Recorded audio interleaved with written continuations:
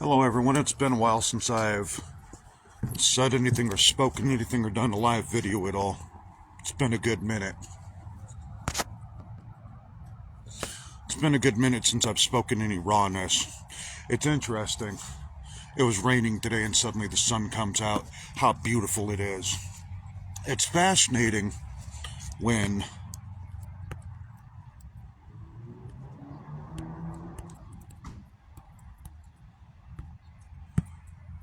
we go to say things or do things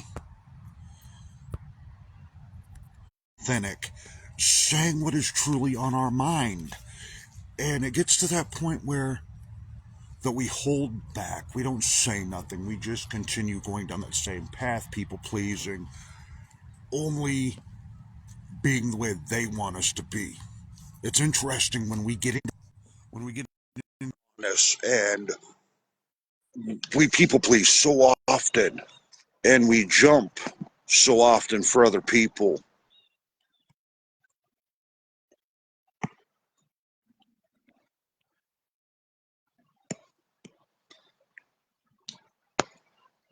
And we're so stuck in those ways of people pleasing.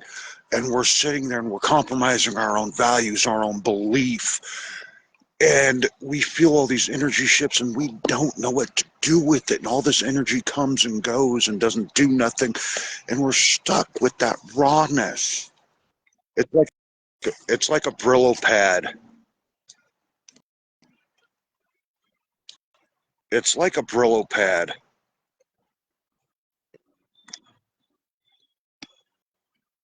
where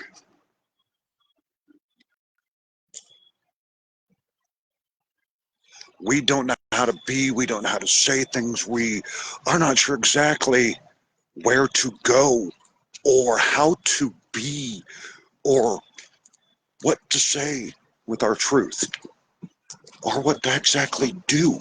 But it's like when we're stuck in that rut of things,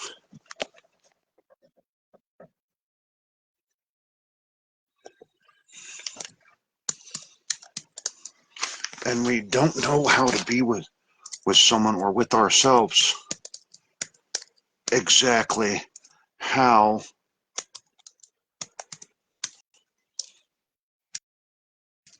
to be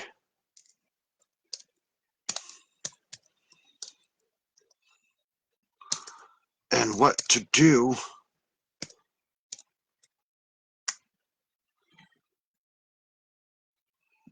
or exactly how they want us to be, how they want us to respond,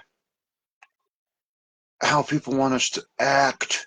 It's interesting when we get stuck in that mindset of what to do.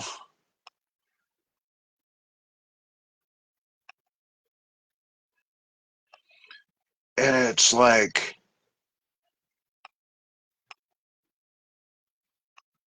how are we going to be that better person? How are we going to be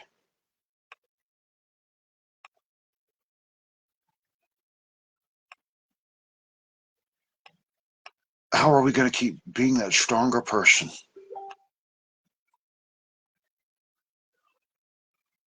How are we going to keep being the person we need to be?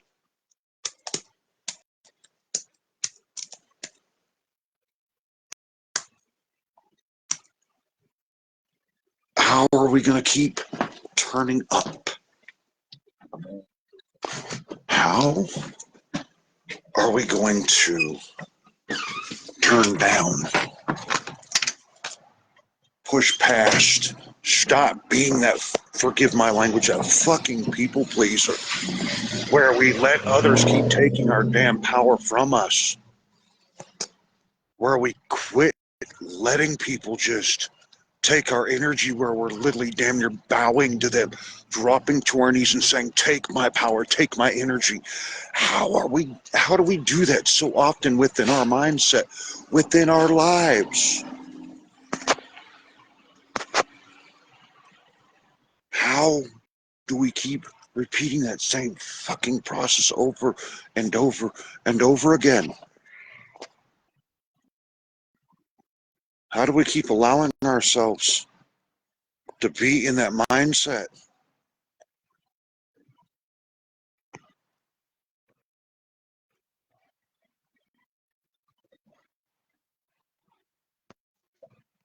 How do we keep going there? Hello?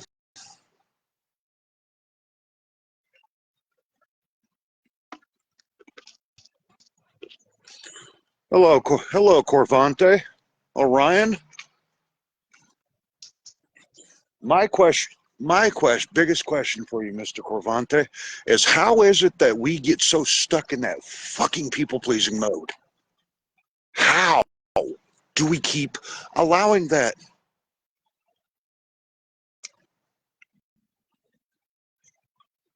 You there?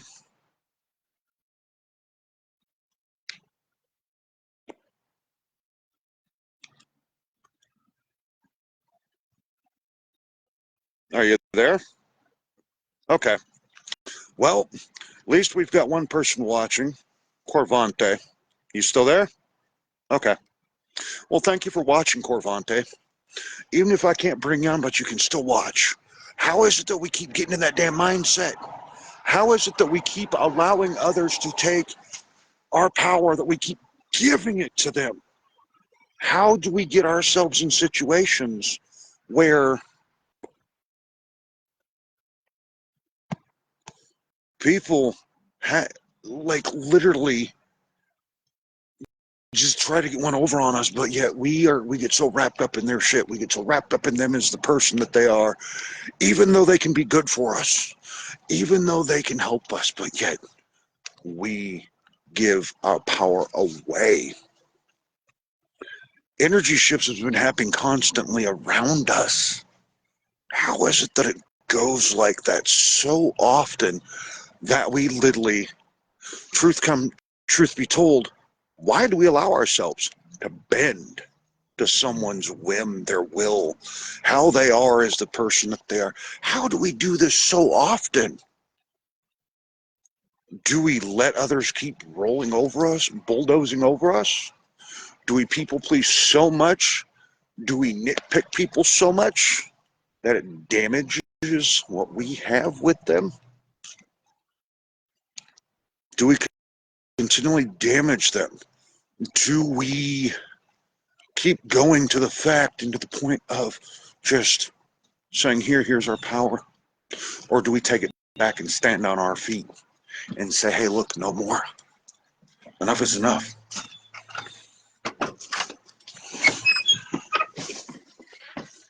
How does the friction we cause within elements of our life keep just unsettling us? How do we become so unsettled?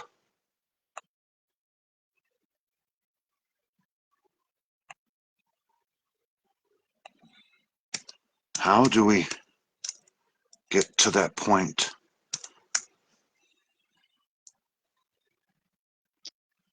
How do we allow ourselves to get to the point of just throwing our energy to someone and feeding it to them? How do we do that? What is it that we're trying to accomplish? What is it that we're attempting to do within that set of our mind, or that mindset? Because you have things your mind is set on, and then you have your mind set. So there are so many things within this damn world that we go to set our mind to. The old adjective goes, set your mind to it and you'll accomplish it. But is that true? We go through ups, downs, turmoils, twists around, wraps arounds, whatever it may be. But guess what? What point does it get to that we're willing to allow someone to keep rolling over us? That we have that we set, that we get so stuck in that route of wanting to base our happiness on them. Where does it come to? Where does it go to? That we're so caught up on them, wanting to please them, and we're so much taking time away from us. We're so... Oops. Hello, Miss. Hello, Alexis. Hi. Miss Riley. I'm gonna turn on my light and stuff. Give me 1 second. No problem. Take your time. I wasn't prepared. Sometimes the best way to be in life is unprepared. Yeah. Not see it coming. Very true. Whew.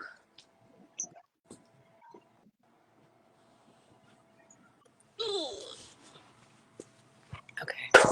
So for those out there that are watching right now, this is Alexis Riley. She's an alchemist and a conscious creator.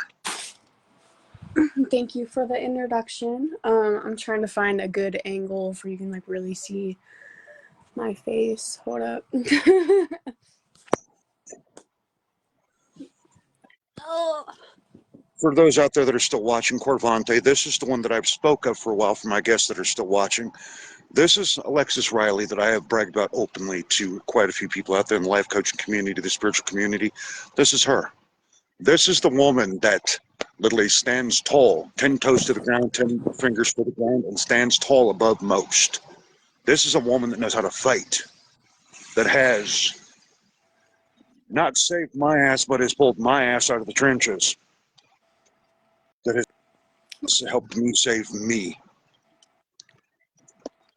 that has shed tears, that has shed tears with me, that I've shed tears with, that has done some beautiful things with her life. Forget some beautiful things, a lot of beautiful things. The topic is rawness, the authentic rawness we speak into existence. Speak about the rawness that is in our can you say that again? Sorry. Give me 1 second here. Let me get connected back to this.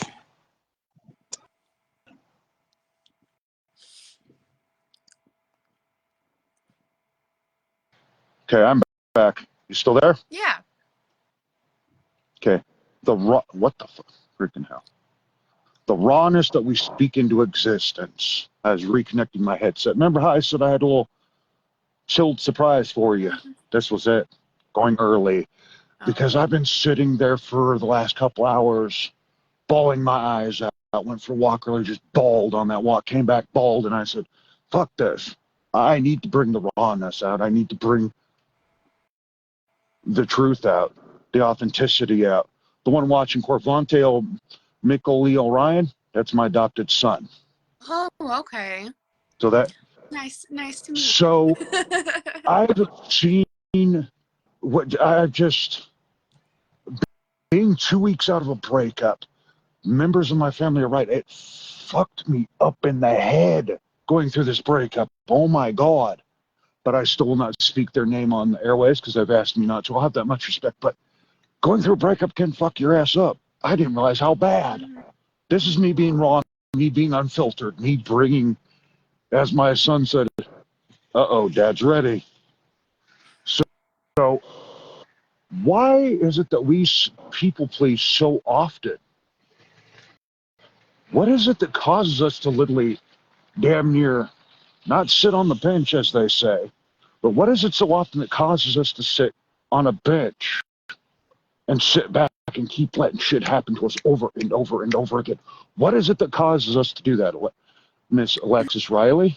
I believe that we people please, that gets developed over if you grew up in like a toxic household where maybe you always had to do things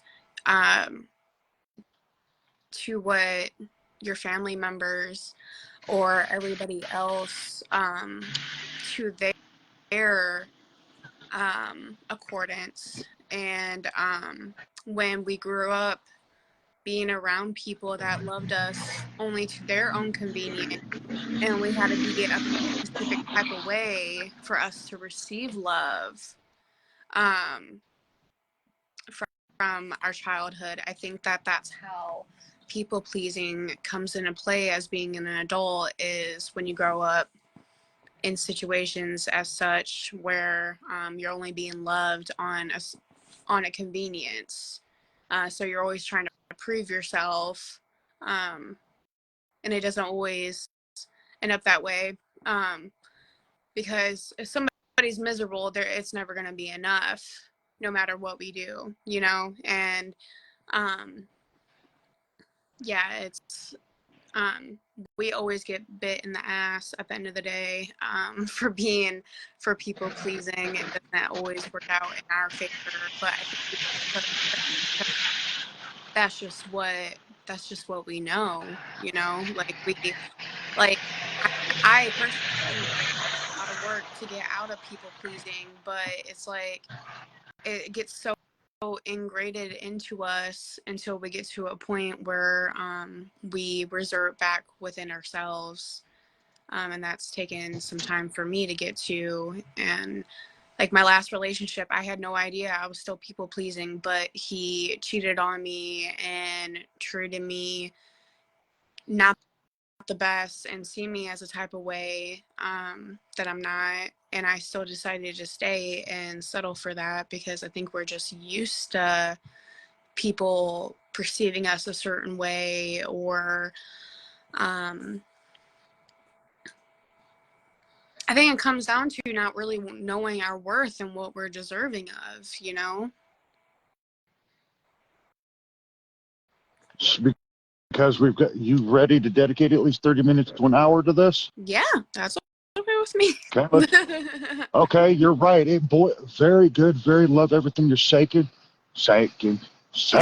Love everything you're putting out there. The rawness. It's interesting. You're right, because we get so used to being. We get so used to, what's the word I'm looking for? We get so, as Billy Allsbrook says, he's a hell of a life coach. He says we get used to the average. The average we accept. Yeah. We accept that we are not worthy. He goes, you cannot. His exact words are, you cannot let an average thought slip in your head. He goes, because then you will believe that's all you're worth, is that average mindset. He goes, because you get into that average mindset, then people will sit there and say, oh, look, they're just going to settle for average, and then I can do whatever the hell I want to them. Well, his exact words, then I can do whatever the fuck I want to them. He goes, because you take that average thought in your head. He goes, you are not average. You need to realize you are worthy. Mine's simpler. Don't let someone knock you down, and know your worth. Stand up, as my old friend used to say. My old friend, he's a convict. Been out of prison for over 20 years. He did 25 years in prison, but he always has this saying that I love still to this day. He goes, 10 toes down, 10 fingers up. I looked at him one day and says, what the hell does that mean? He goes, if you can keep those 10 toes to the ground, those 10 toes up, or those 10 fingers up, he goes, sometimes you're going to have to be like this. He goes, but sometimes you have to be like this. He goes, or you can be like, no. He goes, you put them 10 fingers up and you say, back the fuck off me. He goes, sometimes you have to be an asshole to people. He goes, you don't like it, but you have to be that way. He goes, because we've got stuck in our ways of accepting this is what we deserve. This is what we're worth. My ex, to quote one of my exes, not the last one before her, I'll say her name, Lori Silver-Chatelet. To quote her, she had a beautiful saying. She goes, well, sometimes how'd she put it? I had a last conversation her and I had. She goes, when it comes down to it, she goes, well, I guess her mindset was, I guess this is all I deserve. This is all I'm worth. When you're in an abusive spot, all you know is abuse, trauma, chaos. That's all you think. This is all I'm worth. This is all I'm valued at. You're right. That's right. That's all you're worth, because that's what you're going to believe. Yeah. You keep telling yourself that. Guess what? That's all you're valued at. You're valued as a piece of, forgive my language, toward a female, you're valued as a fucking piece of meat. Guys are the same way. I was that dude. I've been on both sides of the drama. I've been on that line where I was the abuser. I'm not going to lie. My guests here that don't like me, they can go watch another show. But I also was on the flip side where I was abused too. And it all boils down to the fact when we were kids. Yeah. We saw mom and dad being behave a certain way. So this is what love is. Okay, so love is where we abuse the woman. verbally and emotionally. This is what real love is. And then you get into that mind, you get into a relationship, you take the abuse, and you're like, oh, that's right, this is what love is. This is all I'm worth. This is all I'm worthy of. That's it. That's all I deserve. No, fuck that. It took me years. It's taken me 20 years. Yeah. Fuck ton of trauma, screwed up relationships, dying several times, being deliberately ran over, Mm. being deliberately damn near killed by one of my exes, having my brake line cut by an ex. Oh, yeah, I've had some psychotic exes, but it got me to a point now. It was interesting because I live with family, and her and I had a hug earlier, and I released a bunch of tears, and she whispered in my ear, she goes, you know you're worthy. She goes, you know you're worth it. She goes, you know you're valued. She goes, you and I may butt heads, but guess what? I still love you. Oh. She goes, and you can stay here as long as you want. And I'm like, and it's like, and she goes, know your worth. Stand up. As I was standing up from her, she took my shirt, she did the whole mom thing, straightened out my shirt, straightened out my hat. I was like, oh my God. But it made me smile. She goes, there you go. Because you're worth it. And it just made me bawl that much more. And I'm like, okay, you know what? We all get put in situations, whether it be good, bad, ugly, and different. And when we're in the best relationship you'll ever have with anybody, right there is with yourself. Mm-hmm. Because it will. You're your own worst enemy. I've had people try to cut me down, stab me emotionally and physically, and I've looked at them and said, there ain't nothing you can do to me that I can't do to myself 10 times worse. And I've just gotten to the point in the last few days that I've finally said, I've had it. I'm done with the fuck shit. I'm done just sitting there. And yeah, I've been feeling sorry for myself for off and on for a few days. I've gotten to that point where I'm like, nope, no more. And just decided to do a little live, and then boom, and of course invited you on it. It's fascinating when we get in that mindset of why do we want to quit so often? That I ask you. That's my question for you. Why do we want to quit so often and go to that and put ourselves on that bench right there? Why do we want to do that so often and bench ourselves? I don't think that's really necessarily something that we're wanting to do. Yeah, we are making the choice to do it, but I think the reason why we do it is because we just don't know better. When we're in that mentality, because there's each relationship and connection that I've been into, I always gain new knowledge and new information about myself through every experience with somebody, another individual. Um, so, um, like I know my last relationship, that was um, me closing that cycle of um, my subconscious, pretty much. And um, I think there's a time where we're comfortable in the mess. Um, because I know that like my mind used to be very chaotic growing up in the home that I did. My mind was like all over the place all the time, so I used to be kind of like a chaotic person. And um so I think there was a part of me that enjoyed the drama, like the chaos, like the mess. But when you're at a point where, okay, like I just want peace in my life and I just want love in my life, um, that kind of shapes things a little differently. Because like, well, you can say it, like before I got in my last relationship, I would say things like that, and then I was putting up with his shit in the relationship where he crossed literally every single boundary that I had.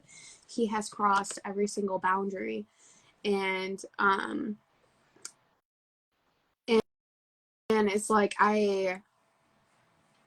he kind of brought me to a point where like he just betrayed me for the last time. Like I don't know if it's because like my soul's had enough of it or what. It just kind of flipped a switch where as soon as he gave me that betrayal, and it brought up a very rooted betrayal from my childhood, from me getting betrayed from when I was a little girl. And with that, it's like now, it's like I'm not like really scared to make connections, but like I am definitely more weary of who has access to my energy, and who I am really giving my time and energy to. I am very mindful of that now. So I think what really keeps us in that cycle is just, I think we just get so used of just the mess. We just get so used of all of that, the being let down, the being looked at some type of way that we're not, maybe the codependence on relying on somebody else to make you happy. A lot of people get in relationships because they can't find that happiness within themselves, so they try finding another individual to try making them happy, and that is very unhealthy. I personally don't want somebody to be with me if they're just trying to have me make them happy. I'm not here to make you happy. And I know in a partnership, well, you're probably like, well, you want to make the other person happy. Of course, I want to make my partner happy, but I want to make them happy with me just being me and them being them. And if they can't have that happiness within themselves, I personally do not want it. I don't want anything to do with it. If somebody is hating on themselves, if they're constantly trying to distract themselves from the life that is presented in front of us in the present moment, and if they're constantly suppressing themselves in some way, that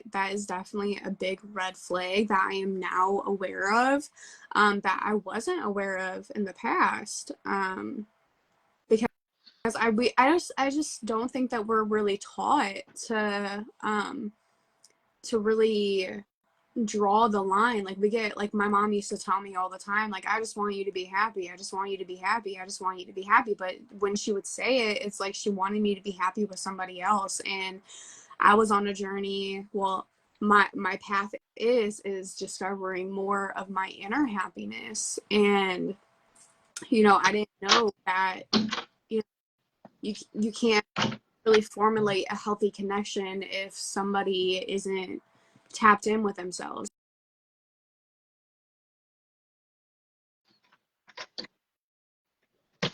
Influence of a relationship to look up to that had healthy dynamics. And um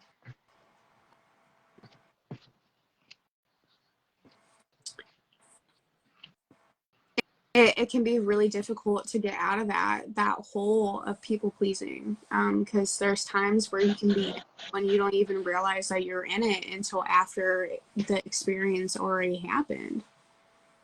But that's okay, because now that's just a, a tool to help you go back within yourself. It's an opportunity to go back within yourselves when you have that realization, um, with that connection. So yeah, Agreed. does your question? The hell? Again? There we go.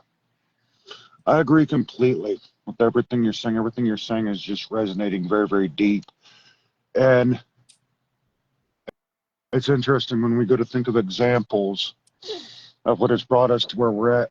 The biggest thing we fall back on is our relationships. Not so much childhood traumas, not so much traumas, just our relationships. Right. Well, like our It's relationships is like everybody somebody is a mirror back to us. They're just showing us bits and pieces of ourselves as we keep meeting new people. Exactly. People are our mirrors, whether we like it or not. Mm-hmm. Life is our mirror, whether or not we like it or not. Right. It's interesting how often somebody wants to hold up that mirror in front of us and we want to run from it, or we Mm-hmm. get mad, or we get explosive, we become volatile. My grandpa used to always say, if you're going to get mad at somebody, he goes, if you get mad at somebody, you're getting mad at them for a reason. Love you. Sorry.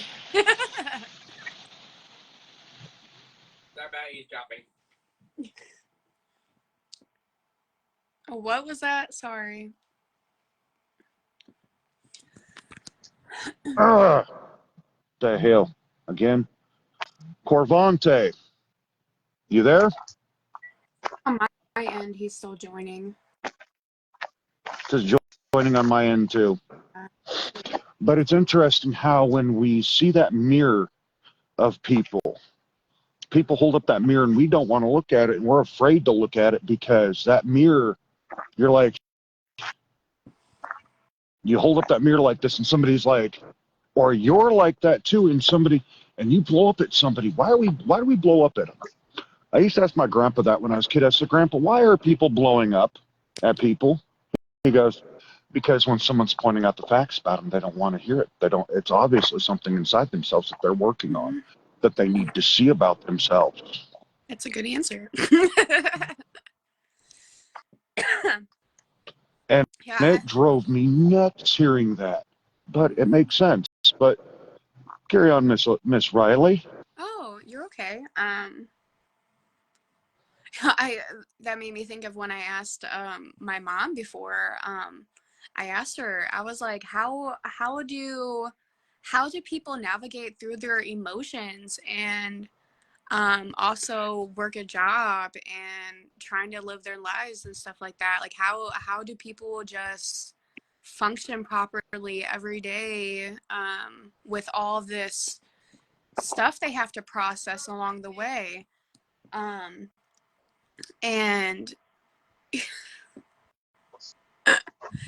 she did not give me any wise words at all. She was just like, her thing is to fake it to make it. And I was so disappointed by that answer for obvious reasons. When she told me that, I was like, well, I don't want to fake it to make it. I literally can't fake it to make it. That causes me to explode.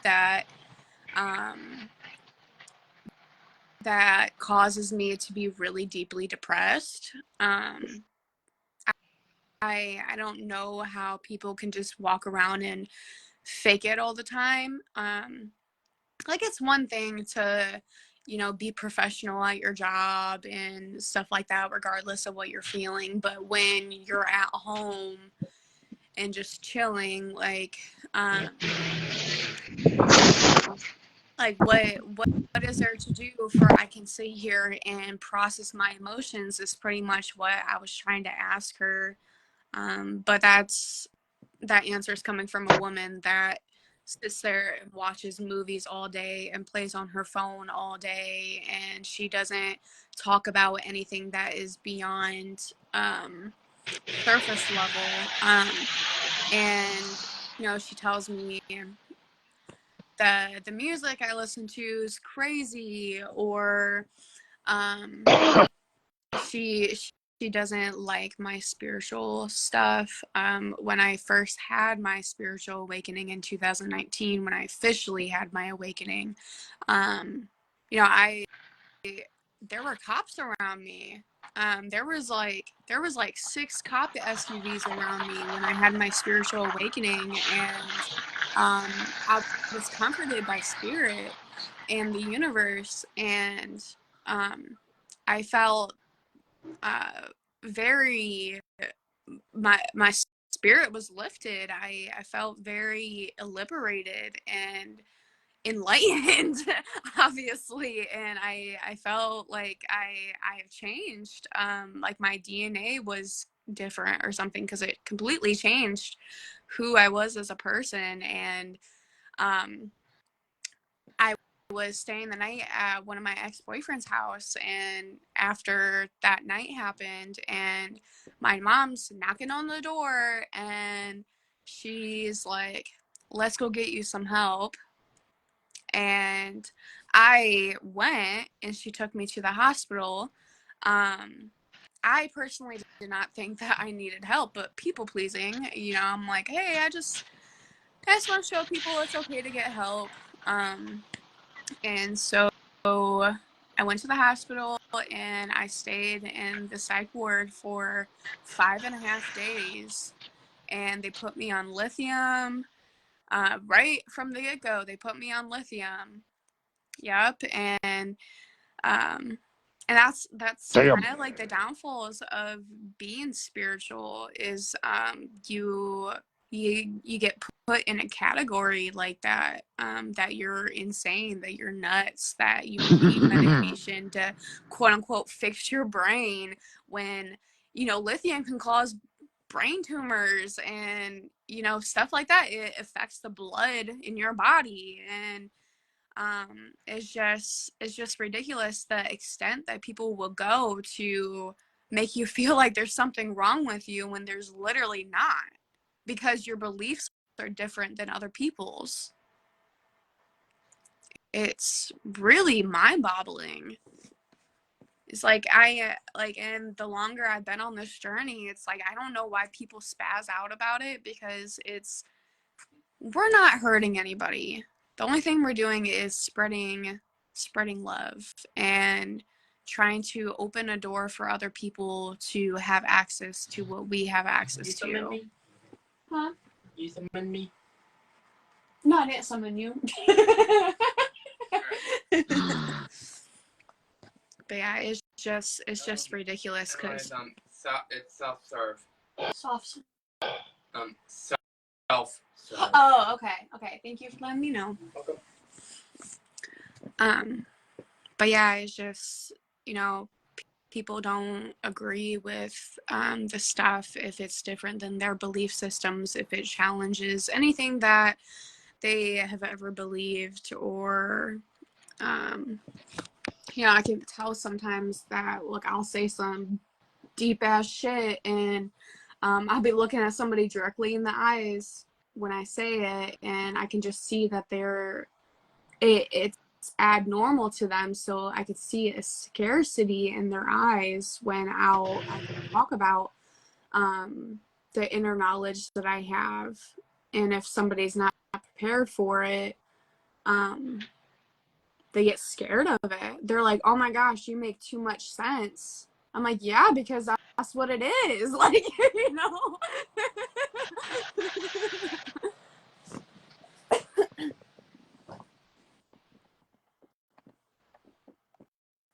I agree completely.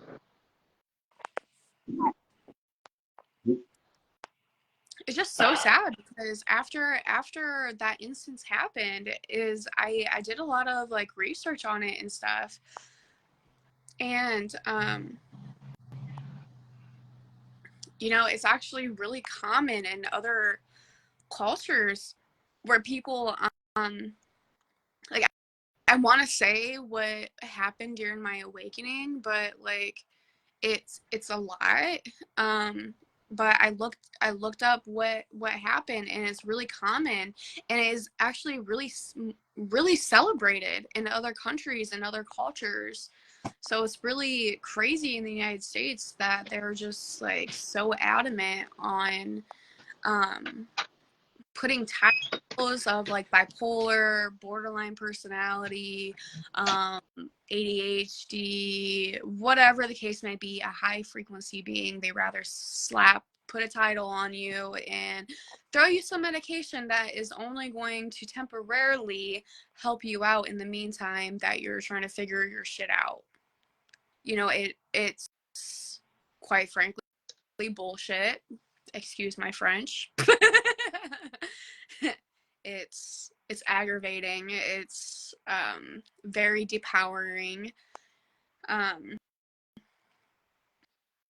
You know, if you believe that for a second that you have God within you and you know the inner guidance that you have within yourself, like clairvoyance or whatever the case may be, you're delusional. You're delusional, and that is just ridiculous, because that's all what we are at the end of the day. That is our purpose of why we're walking this planet, is to create something better for our world and the collective altogether, and for this planet. So it's really wild.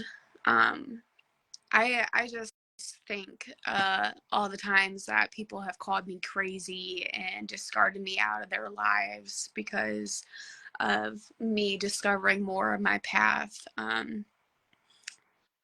I just ever wonder if there's a time in their lives where they're gonna have some kind of epiphany, and they're gonna be like, oh yeah, that bitch, she was trying to tell me this whole time. Corey's does labels and made to be an outcast. Right? Absolutely. It definitely kind of puts you out from the rest of everybody. We all already are uniquely and beautifully made, just as we are. You know what I mean? Like, I think all the time, like, source, creator, God, whatever you want to call the energy of creation, would never in a million years make a flaw. There's no way our creator can make a flaw, and that is us included. Like, yes, we are flawed individuals, but we are so perfectly imperfect the way that we are, because each one of us uniquely play our part on this earth, in other people's lives, and on our own path altogether. Like, you know, right? He says Absolutely. the perfect person of oneself. He's a life coach in the making. What Corey is, he's a spiritual life coach. When I met him in Bellingham, Washington, he was kind of a mess, so was I, and we took a liking to each other and just got to a point where he became like my adopted kid. He's physically 39, but mentally has autism, but it's okay. But he used to say that we'd always go out, we'd always go for a walk, and he'd always take me to this one part of this, he'd always take me to this street corner where there was a lone bench by itself that just sat there, and I'm like, what is so fascinating about this damn bench? He goes, it's where when I first came to Bellingham, he goes, it was the first place I sat. He goes, it was the first place I slept. He goes, I slept on this bench for a couple weeks. I was like, whoa. And he goes, this bench became my profound spot. And ironically, it was just like this right here, bench there, tree there. And I was like, he goes, sit down and you'll feel it. And I go, because you already feel energy. He goes, but you may feel something different. So I sat down on that bench one day, and it felt like a whole entire vortex of energy went through it to me. I was like, whoa. I was like, holy shit. And then from there, it's like it's like with the whole spinning this back to bringing the tornado back around to the relationship aspect, we get so programmed to be certain ways with people. We get so programmed in that mindset. Like Corey said, labels. Like you said, we're an outcast because we get treated like we're an outcast. We get treated like, because I did time in a state hospital called Warm Springs, Montana. Warm Springs State Hospital is a psych asylum here in Montana. And when I was 18 years old, I aged out of the adolescent center I was in, and nobody wanted me. Everybody gave up on me. So I went, fuck it, I give up. It's pretty bad when your family says, oh, we don't want you. So, okay, So I put myself in literally a lunatic asylum. I was there with some of the worst of the worst. I was there with people that were too damn crazy for prison. Oh, wow. Yeah, that's pretty bad when you're too crazy for fucking prison. That's way bad. But it took one man. And if he's out there, his name's Ron Wooster. He was a well-known person in the area for doing a very bad crime, but we'll just leave it at that. But I sat in there, and 18 years old, he re-raised me, and I was raised by some of the craziest people you'll ever meet. Hell, I was taught how to shave properly by a fucking serial killer. No shit. Wow. Yeah, I was retrained in life, but they were training me how to be a better person, telling me, you don't belong here, kid. You need to get your ass out of here. and they taught me the ups and downs of life, and they taught me how to be a better person. Granted, my life wasn't all sunshine and rainbows after that. I traveled around the globe, found love, lost love. I used to, we'll just say I had a career where I hurt people. Granted, my actions, they save people, but it hurt people at the same time. We'll leave it at what I used to do. And I got to a point where when I was 22 years old, I went to, or no, how old was I? 24, actually. I was 24, no, 23.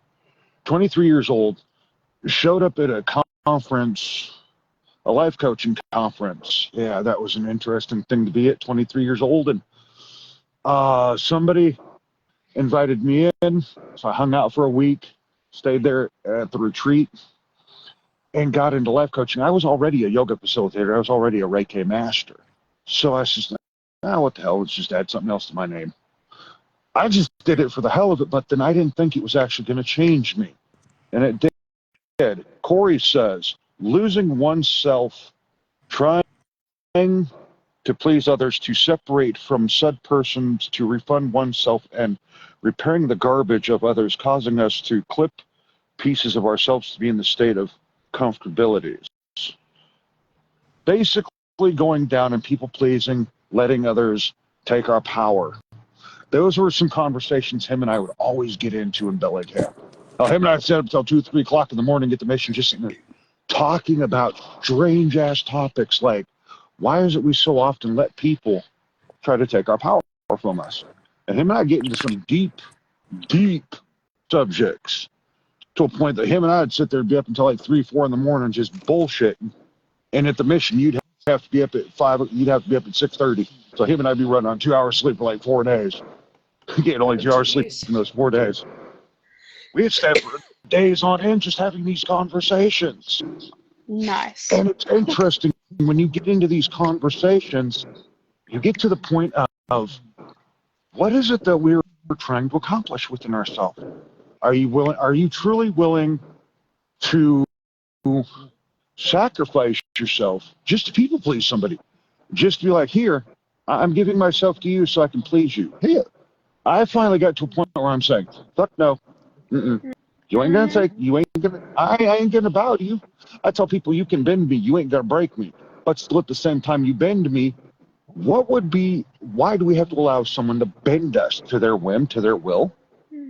There's 3 types of people in this world.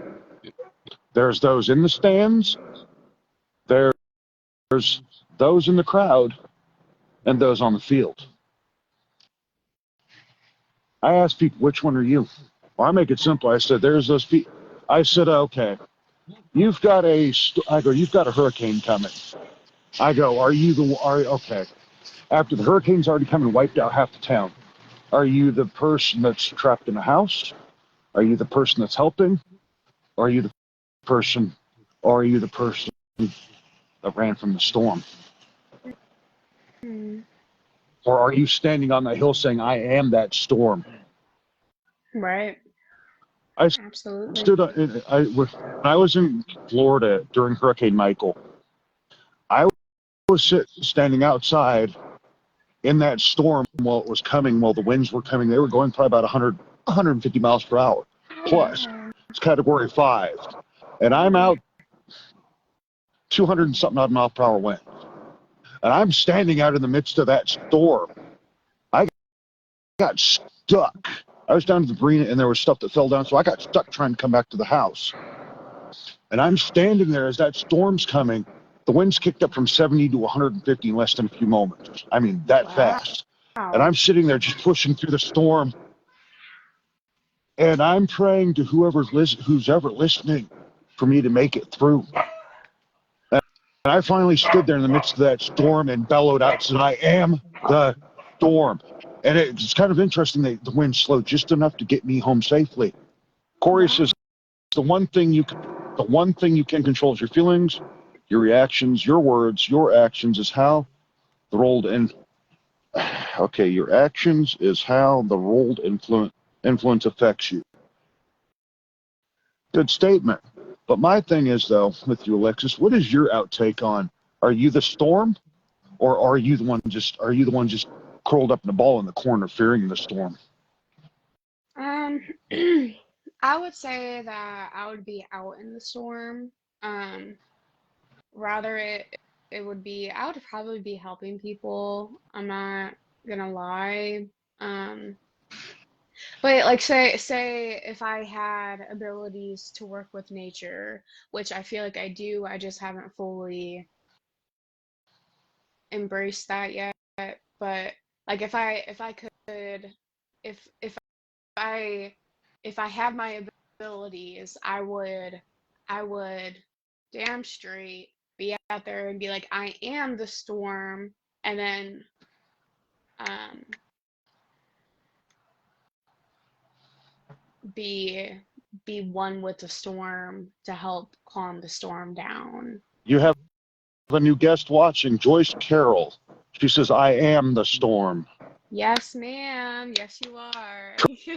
Trust me, Joyce Carroll is a hell of a person. Joyce Carroll has also taught me quite a few things about myself in the short amount of time that I've been friends with her. She's taught me quite a bit.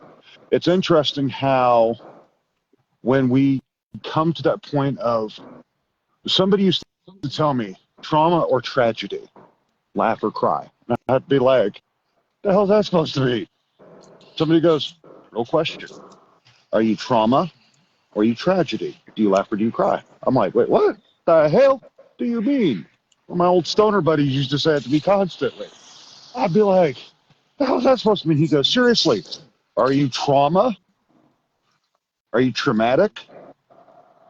Or are you using the tragedy to rebuild yourself? Are you going to laugh about it or cry about it? Are you going to laugh? He goes, you'd rather be laughing standing up. He goes, you'd rather be laughing standing up than crying being on your knees and being made a fool of. I'm like, oh, now it makes sense. He goes, exactly. That's what I said the first time. I'm like, okay, whatever.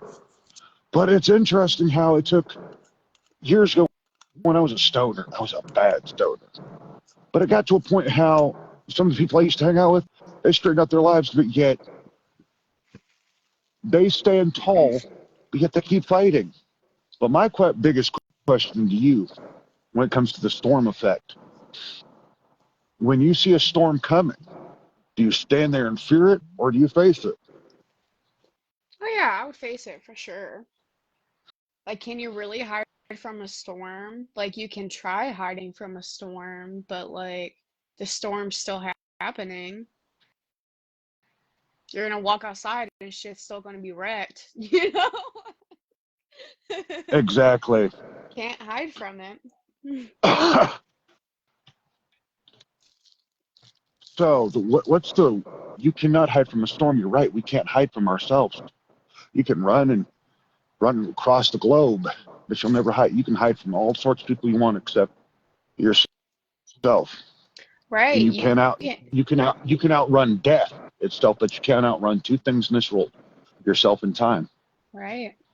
Like you can go on a vacation to try giving yourself like a mental break, but like that vacation could be the worst time of your life, even though you're just like sitting there and shit, trying to enjoy yourself. But if you're not mentally okay, like that vacation's not gonna go as swellingly as you would want it to go. It wouldn't be like an actual vacation to you. It would be like, oh, well, this happened and this happened when I was there, so like this took away from the experience, you know? Like if you're not mentally in the present moment, then like it's just gonna be not the best experience for you. Like, and I say this, I have said this a lot in the past. Like, if you're not okay, nothing's gonna be okay. And that sounds so simple, but like if you're like mentally not all right, nothing in your life is ever gonna feel all right. You know, because like if you're just not, because then you're just out there chasing temporarily, or you're only You're out there chasing temporary happiness. You're out there Exactly. trying to get fulfilled by something, but you can't be fulfilled by something if you're not fulfilled yourself. Like all of your relationships are gonna crash. You're out Or there only. There we go. Okay. We got a few comments. okay. Okay. Okay. Joyce Cole says, "I am the storm, of course." Joyce comes back, goes, "The storm comes in to clear a path and renew recovery," which I pinned that comment. Corey goes, "I am the controller of the storm." Joyce goes, I stand and watch it and face it." Corey goes, "Because I determine where I go and what destruction I leave in my wake." And Corey says, it's okay not to be okay." Love it. Oh Absolutely. my God, that is perfect. You're Right. right, Corey. It is okay.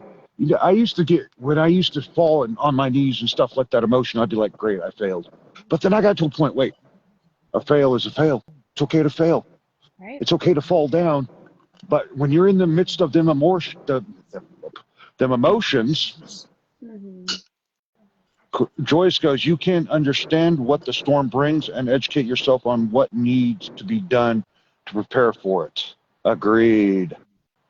So when you're in the midst of your emotions, you have to sit there in that shit, in them trenches. It's going to suck, but guess what? You got to do it. Because Right. if you don't face your shadow, if you don't sit there and get to a point where an old friend of mine used to say it, she's still a friend of mine, Myra Garrida, her and her husband Jason run Project Conscious Unity.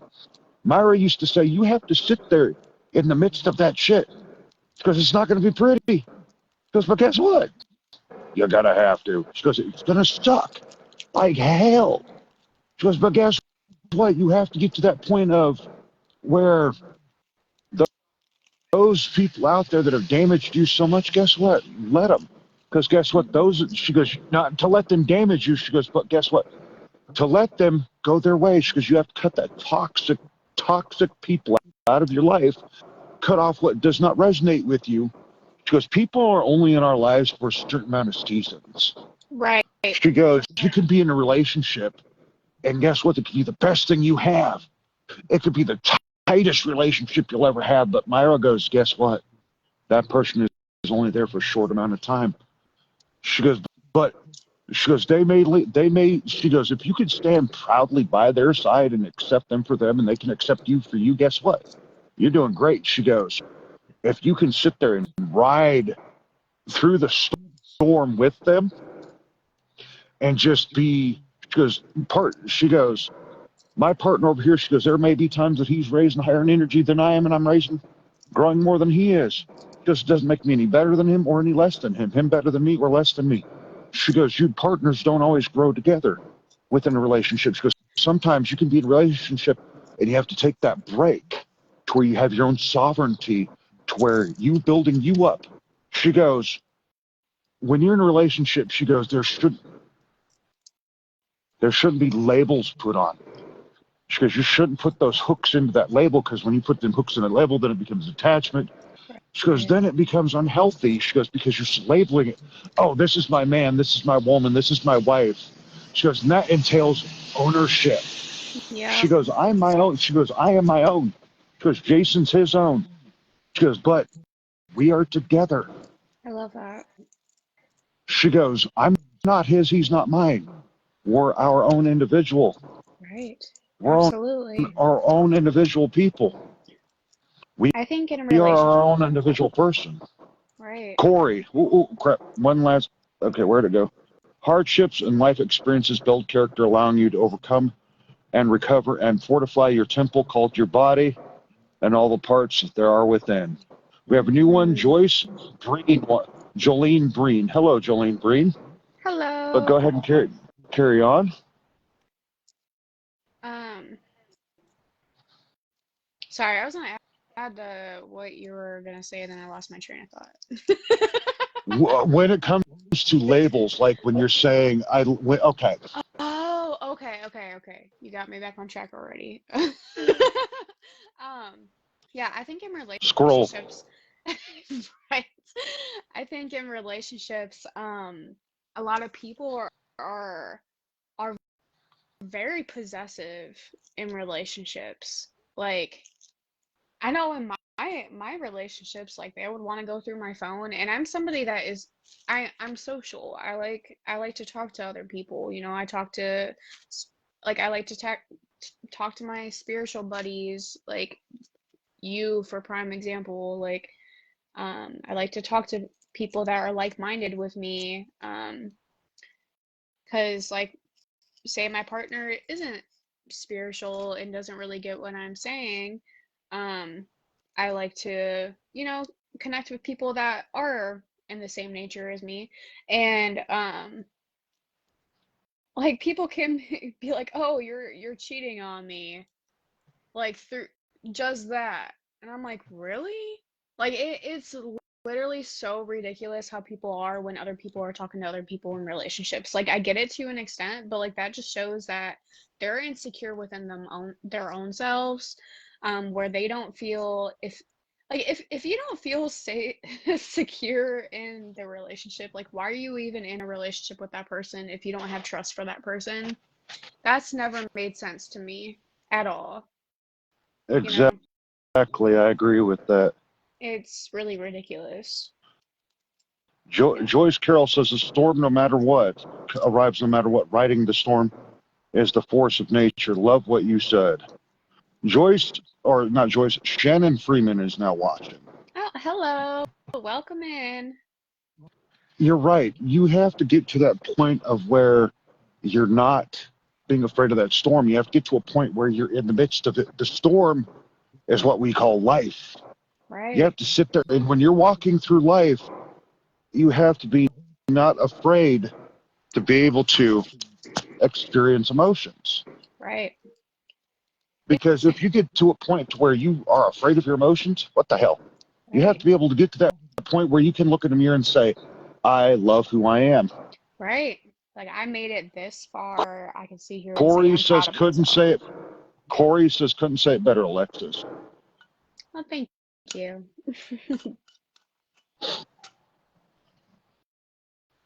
It's interesting how you have to be able to say, look, I made it here. I did this, but you Right. can't not for Shannon says it best, emotional alchemy. Mm. Hell yeah. Yeah, there you go, Shannon. Woo Oh my God. woo. Alex, hold up. Alexis Riley, emotional alchemist. Oh, That's damn. nice. I like that. Speaking of Okay. titles, ha. But, but it's interesting because we have, granted, we may have these titles. It's like, okay, my Jeremy Dolmel, my accountability coach, he says something interesting. He goes, look, he's a recovery coach, he's an alchemist, but he says, I don't like the term titles. He goes, these are, granted, we have these are what qualify us for what we do. He goes, but what actually, he goes, take away all of our titles. He goes, I like how he put it one day. He goes, Joe, take away all the bullshit. Take away the fact you're psychic, take away the fact you have a doctorate in criminal psychology. He goes, take away all of that stuff you have behind your name. What are you left with? I said, myself. He said, exactly. He goes, but what happens if you start losing yourself in these titles? Or he goes, it was interesting. I want to touch base on something he said on relationships. It just came to me. He goes, when you're in a relationship, this is before the person and I separated, but he goes, you're getting to a point where she's becoming your hit of dope. Oh wow. He goes, she's becoming that hit of dope to you. He goes, because He goes, it's like you can't live without her. He goes, that's what it's like becoming.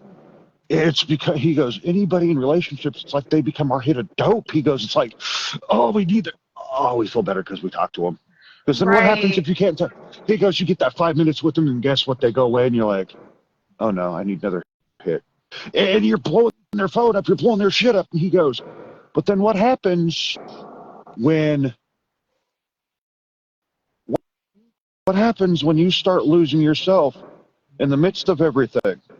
He goes, you can become so, he goes, you can become so addicted to them that it's codependent. And I went to him and I said, what about addictively codependent? He goes, oh, damn. I said, it's not so much we're addictively codependent to them. We're addictively codependent to the idea that we have of them, to the idea of what love is. Right. He goes, okay. So we become so stuck on that idea of what we think love is, because it boils back to, let's bring it all the way back to when we were a kid.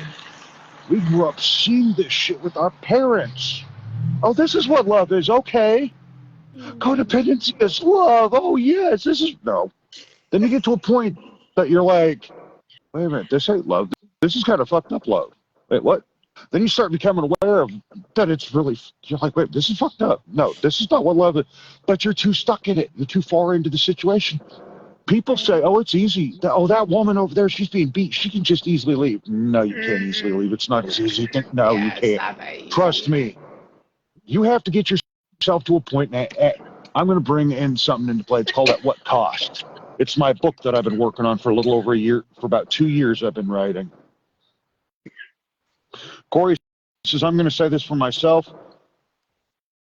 Only I, without 65% of myself to hold back for myself, so I don't steep into the root of codependency. Very good. Mm-hmm. Clapping But for also, you. I'm so proud of you. I can clap for him, but at the same time, Corey, I'm going to spin something. If you're still watching, Corey, this is where I say time to deep dive. My deep diving has been a phrase of mine for the last couple weeks. And when I say deep dive, when him and I go to get in conversations, I say, Corey, you ready to deep dive? He goes, hell no, I know where you're going. I said, exactly. I tell people, look, you have. Oh, I'm not going to withhold, Corey. Hell no. No, I'm coming raw. Okay, you have to get to that point where you ask yourself, well, this is where At What Cost comes in. At what cost? It means, at what cost are you going to continue to let your abuser or the person that's abusing you or cutting you down dress you like an emotional Barbie doll, where they put the jacket on you, the hat, the necklaces, the clothes on you? But the question is, it's not so much them. Let's take them out of the equation. At what cost are you going to continue to let yourself dress yourself like that fucking emotional Barbie doll? Right. At what cost are you going to sit there and keep yourself in that goddamn mindset of saying, look, I'm not free, did it? Now, guess what? I know people that are in prison right now, they're freer than anybody out here. Freedom is a mindset.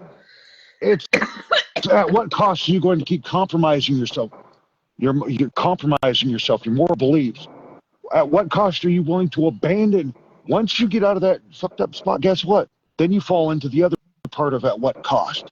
At what cost? What are you willing to lose to gain yourself? What are you willing to give up to where you can keep pushing forward? Because you can't gain something without losing something.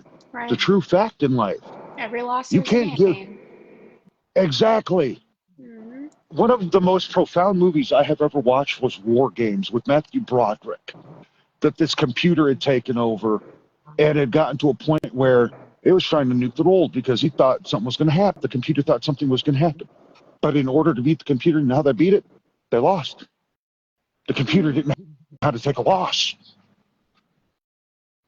I used to play online chess a lot, and there was this guy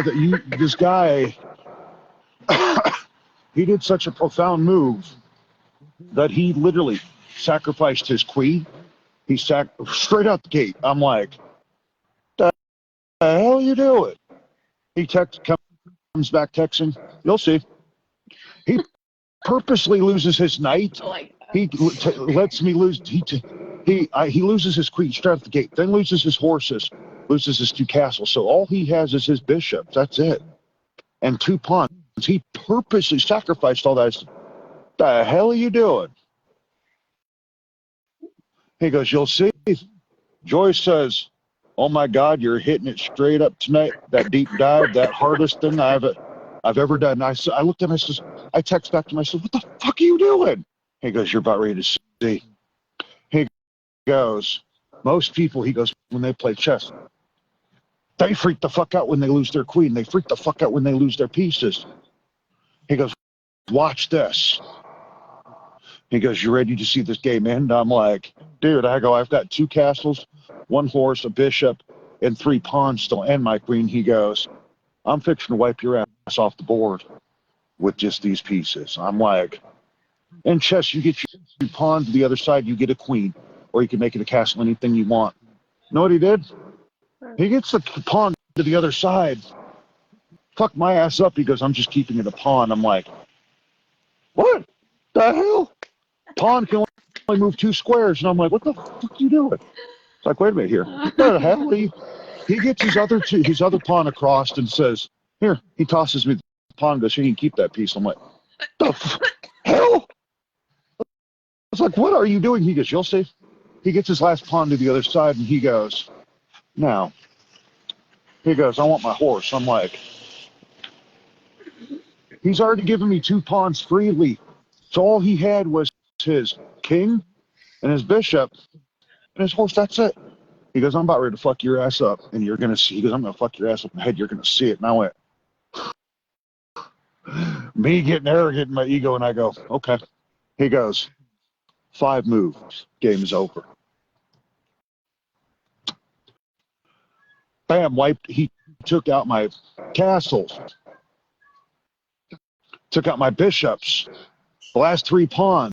All I had left was my queen. He took my ass out with the queen. He took my queen out. He cornered me with his king's still sitting on the other side of the board. He hadn't moved his king at all. He cornered me with the horse and the bishop. I'm like, son of a bitch, in that goddamn pawn. He cornered me. He goes, game over. He goes, how did I beat you? And I go, I told him how. He says, no. He said, how did you beat you? I went, oh, I go, my arrogance and my ego. He goes, that's what happens with life. He goes, you play. He goes, chess will teach you everything you want to know about somebody. You put them down in front of you, you'll exactly see how they play. He goes, that game will teach you more about, he goes, that game, chess, will teach you more about people than anything else in life. Well, he goes, if you can sit down from across somebody with the game of chess, he goes, you'll figure out everything about them by the way they move, their cockiness, their strategy. He goes, their strategy will tell you everything about them. That is a beautiful metaphor. I really love that. He's a college professor, and what he brings up constantly is he teaches, he used to teach quantum physics, but he would teach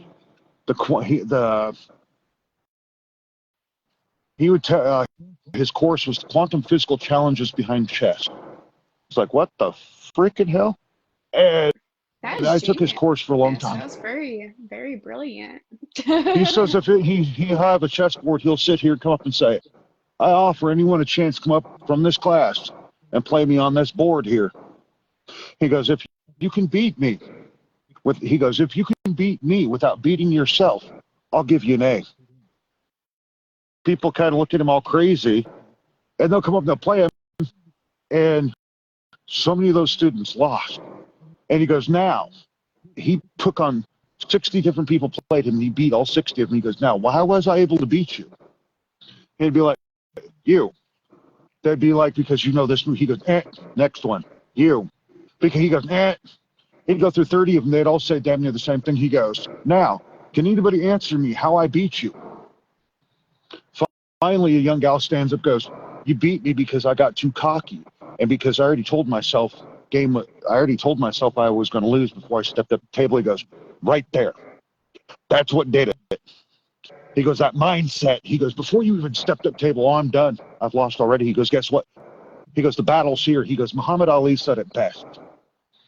You stick around me long enough, you'll get to know a lot of my quotes come from Muhammad Ali. Muhammad Ali, somebody asked him, why are you so good at fighting? He goes, I'm not. Somebody looked at him and went, what? He goes, fight doesn't begin in the ring.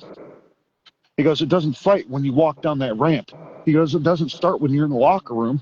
He goes, it doesn't start when you're training. Somebody goes, okay, where's the fight begin? He goes, the fight begins here. He goes, the fight begins as soon as you wake up in the morning. He goes, that's where the real fight begins. He goes, before you hit those bright lights and got people shouting your name, guess what? Fight's already here. He goes, if you step into that ring, go, look at that dude, he's big, I'm done. He goes, guess what? Fight's over.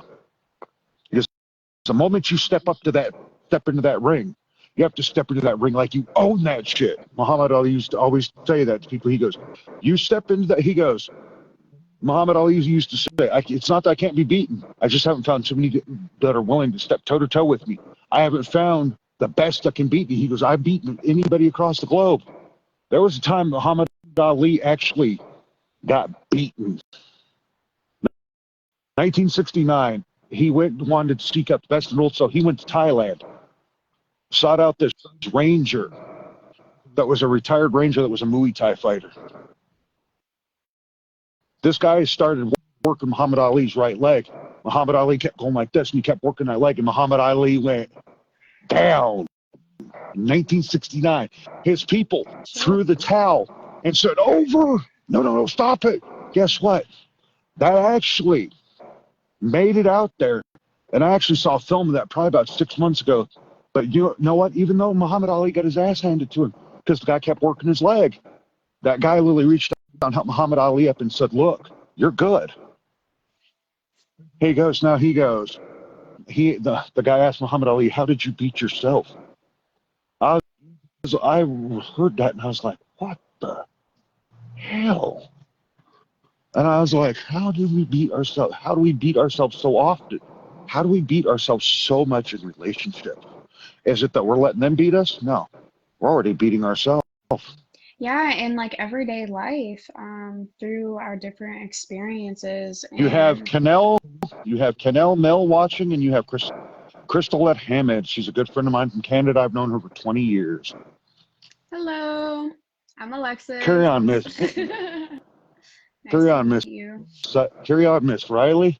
Um, Something you were talking about when when you're in the ring, when you make that decision to go and make that first step, when you overcome your own obstacle, and then when you're in the ring, you own that shit and you run that shit. And I think that's something that I sometimes struggle with. I have over the past like 2 to 3 years have tried to really teach myself to really take up space, but I've noticed when I am too much, it, if I'm talking with somebody too I much, don't and care. I'm just really open, and I'm really just being myself. When I'm when I when I am too much, um, I don't know how else to explain it. But I'll feel myself wanting to shrivel myself and kind of like hide myself, and then I can start getting insecure. Um, it's really difficult to really take up space when it's so ingrained into you that your presence and your existence is a bother and irrelevant. And I know that that's something that um, very open and vulnerable that some people might not like to hear, but that is a reality that some people live in, and had to make themselves small to be contained in a space. It's like you know what I mean? You're And being forced to be in that box they want you in. yeah, and it's like when you are really open and expressive and you are that light, other people have made you feel like there is something genuinely wrong with you through their own um their own trauma and their own wounds that they are not willing to accept within themselves. They make you feel small and petite, um, to their standard. And something I've learned is literally your environment and everybody you're connected to is so important, because if you're really um, if you're if you're somebody that is really growing and really working on loving yourself and sincerely on that path of self-healing and discovering more of your worth, and if you're surrounded with somebody that may not see their worth, and um, they're they're complaining about stuff all the time and they're messy people. Like, don't get me wrong, I'm not the cleanest person, but I've definitely improved very much so, where it's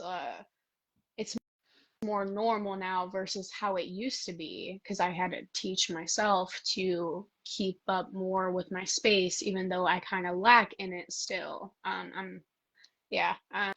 But they're the people that you surround yourself with and the environments that you are in, and how um how things are around you affects you as a whole.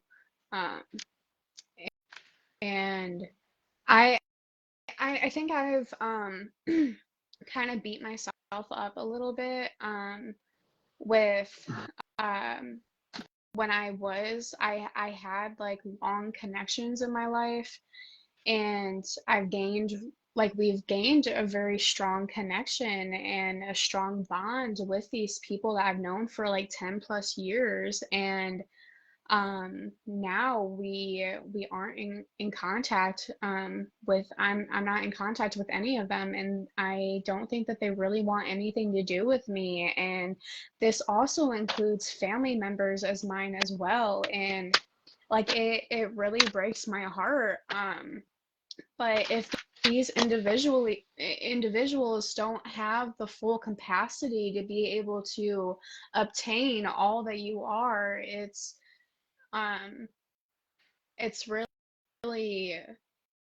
it can be exhausting and draining trying to keep these connections of people that um can't see past their own stuff that they have going on, and they can't really wipe off their lens within themselves. They're not really going to be able to see you in um full you, um because they are too blinded by their own stuff, where they can't really see that and feel that for within themselves. And even if, like, how you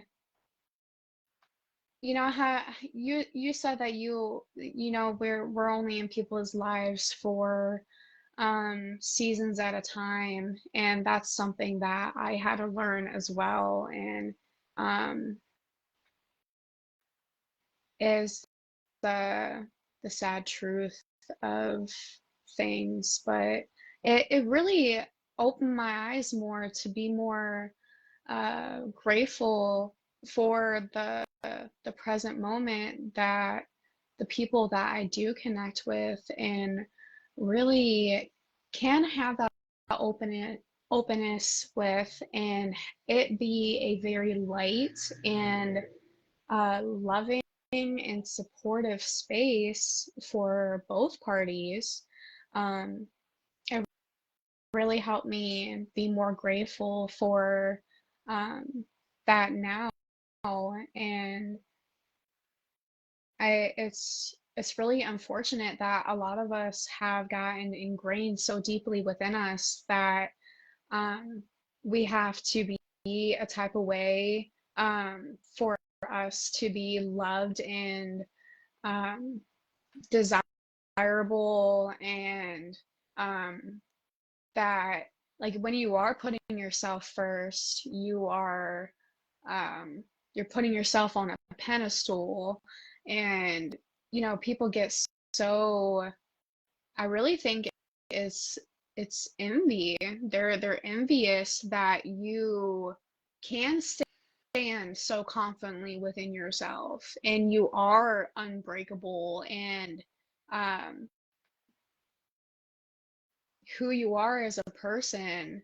um so it doesn't always rub people the right way. Definitely the more that you keep walking your own path and keep discovering more of your worth and what you're deserving of, and really putting yourself first, because the version of you that they know is the version of you where you'll do anything for anybody. And like, don't get me wrong, I'll still do anything for anybody, but I'm not gonna I'm not gonna fuck myself up and fuck myself over for trying to help you be more, you you live your best life. Like, I want to share what I have and what has really helped me in my life, and the progress that I have made um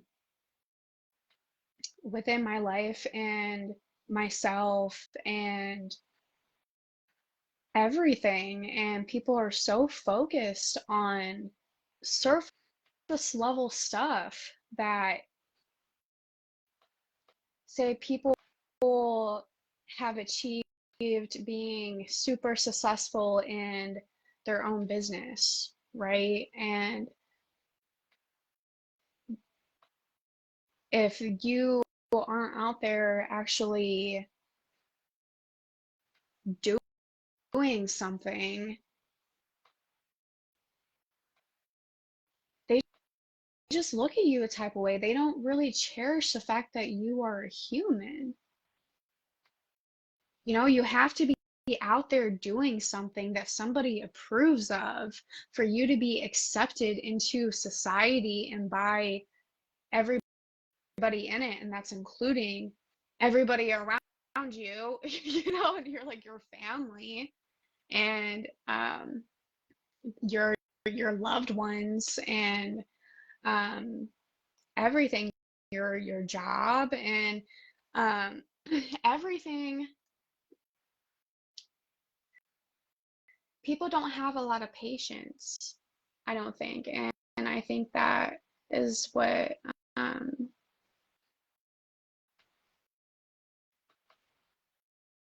is I think that's where society kind of lacks a little bit, and what um hold on. So I was talking about taking up space and then people dimming us down and fitting into society. It's I really wish that other people could see the path that we are on. But it takes a lot of courage and a lot of strength to be able to completely connect yourself with all aspects of yourself, and and I know that sounds so silly to say, because at the end of the day that is just us doing it to ourselves, because that is just a story that we're really telling ourselves at the end of the day. And um I something I've been working on is uh,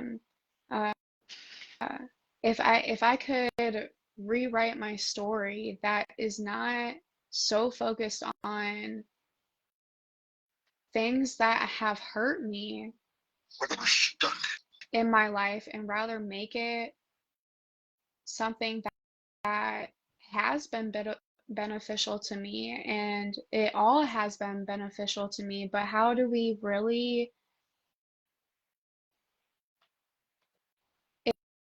it's like you have to like really like rip yourself open. Like when I picture it, it's like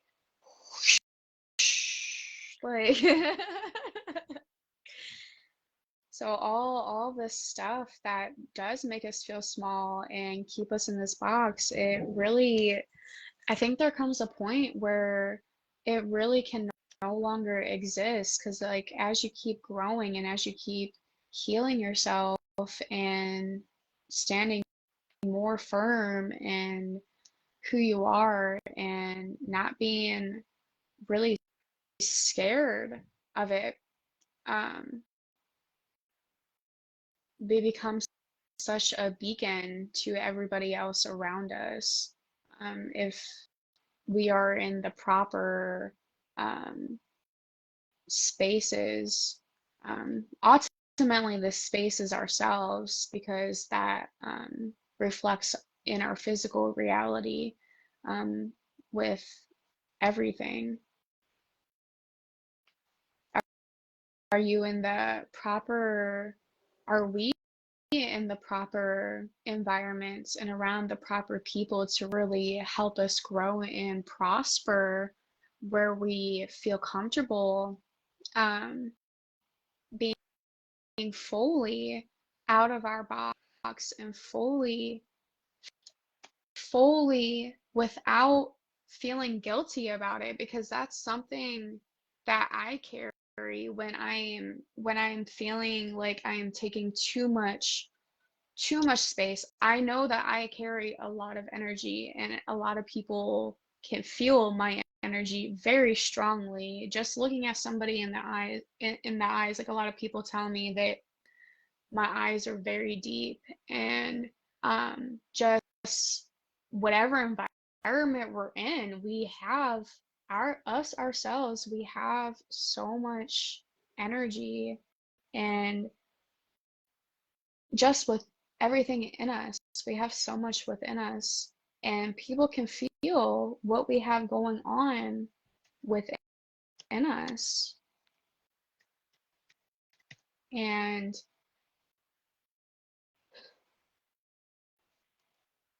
it can be kind of intimidating at times, facing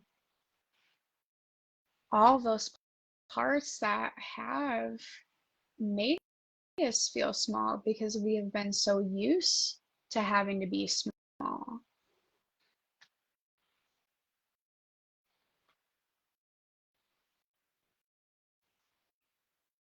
you know? Exactly. Exactly. It's funny how I love everything you said. You said your story. And It's I even interesting because and I mean I'm even kind of putting myself down a little bit for even sharing this. And that just goes to show exactly how real that is, you know? you're not putting yourself It's like down at all. you Like you, overshare, and then, some people can't help but sit there and um, we can help our mentality and our mindset and how we feel about ourselves. We do have that ability to be able to do that. It's just everybody talks about in the spiritual community, everybody talks about how much love and peace and um just all things great on the spiritual path, but people don't really talk about the true things that we have to face to be able to show up for ourselves every day. And like, people just don't talk about that. People don't want to hear it.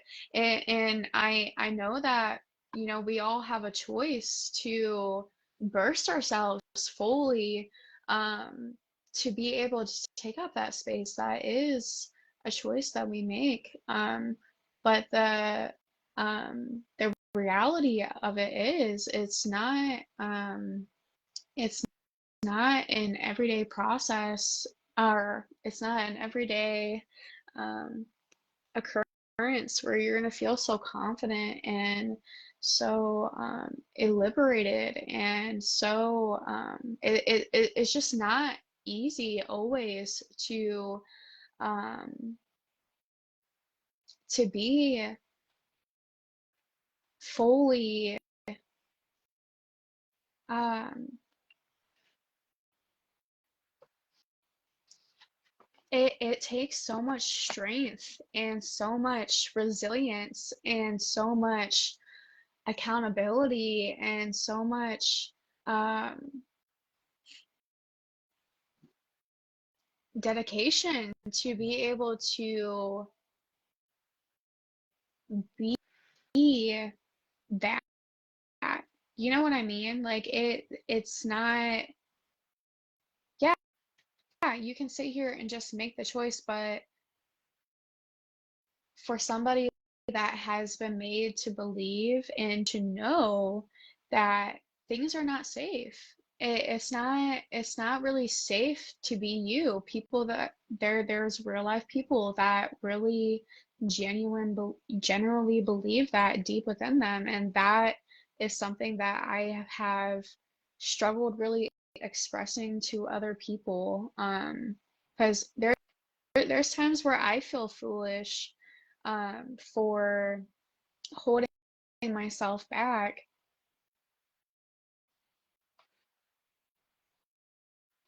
But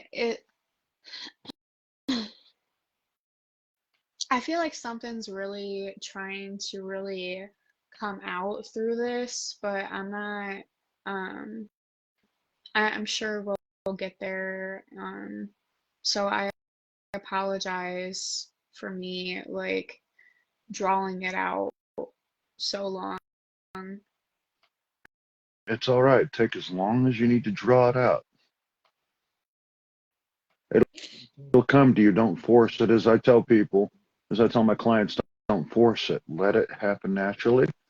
Let it happen organically, and it'll slip in. It'll slip through, and when it slips through, it's gonna blow your mind.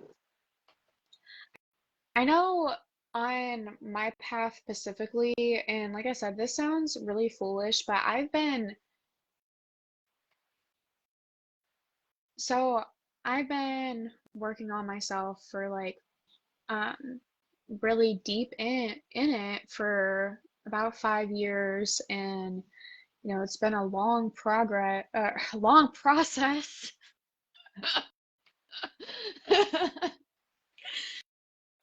Going through um every detail, I guess, that has uh formed me into being who uh I was, and um me myself getting to every little nitty-gritty of all that I am. And I have I I have been scared of my own self because I I feel like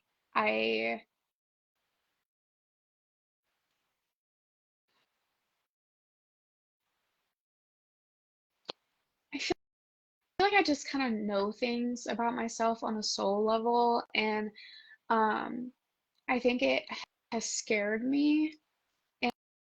And there's times where I don't understand everything. And um, like I've talked about earlier, of my experience of having my spiritual awakening, um, fully, because I've always been, had some kind of inner knowing. Um, and like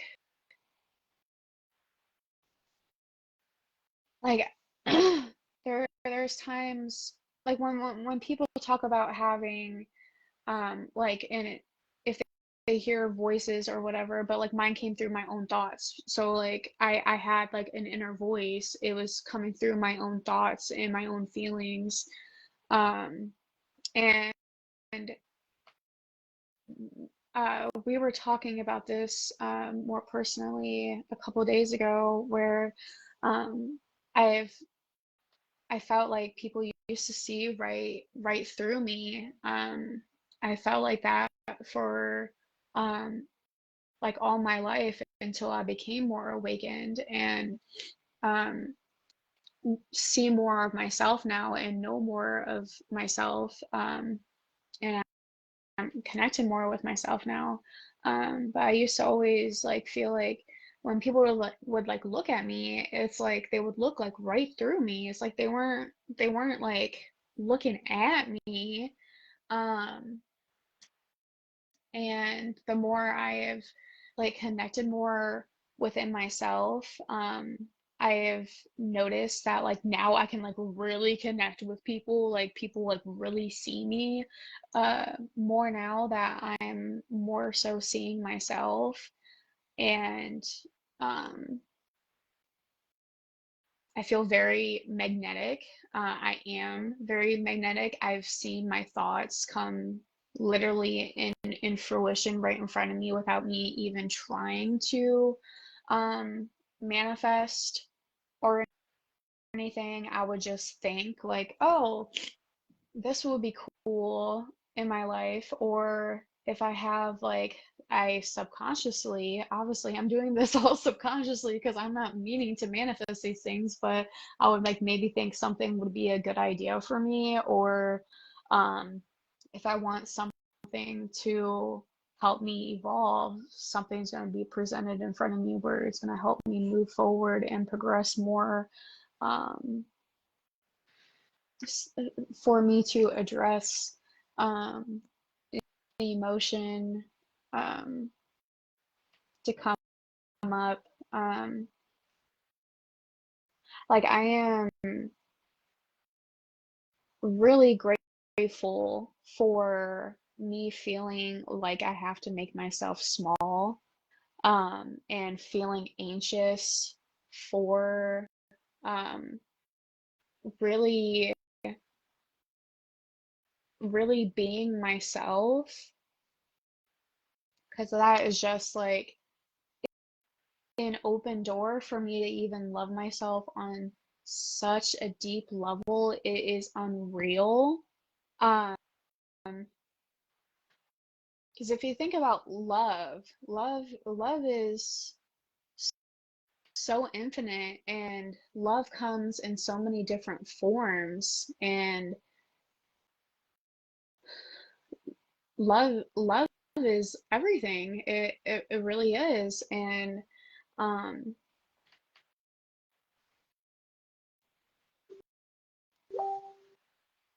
to be able to stand in love through every little thing that has torn us down, and us not being able to experience love at its truest and purest form in the physical, um, ever in our life, it takes a lot of courage and a lot of strength to be able to still have that be what you project out into the world and choose to become, um, when all you know is um,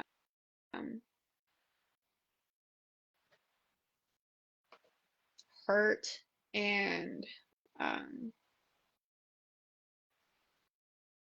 everything that is not love.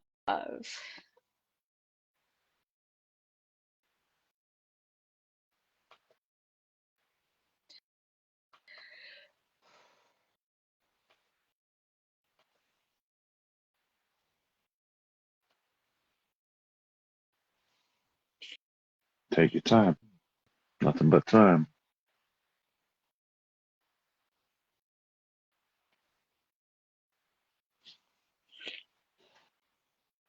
You have Joyce Wade watching. Joyce Wade. Here. Keep going. Keep going, Alexis. You got this.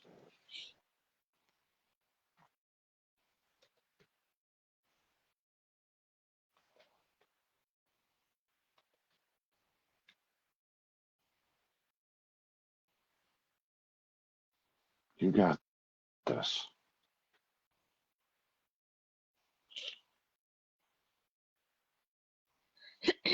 There's times where like I will like feel these feelings like really deeply, and I grieve who I was in the past, and I grieve the people I have lost, and just like a really deep grieving of everything that I have known myself to be and everything that I've thought that was, because everything is exactly not what we thought it was.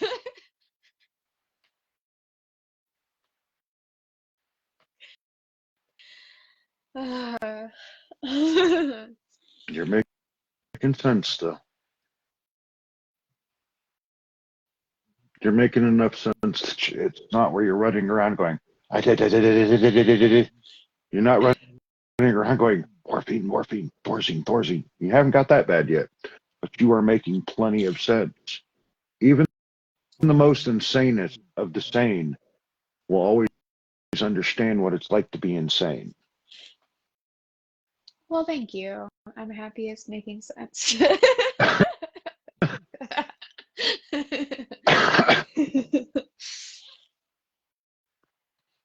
Something I was thinking, like last week or something, uh,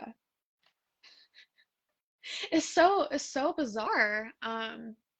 It's the old me would laugh at the new me so hard. Who I was before would laugh at the who I am now.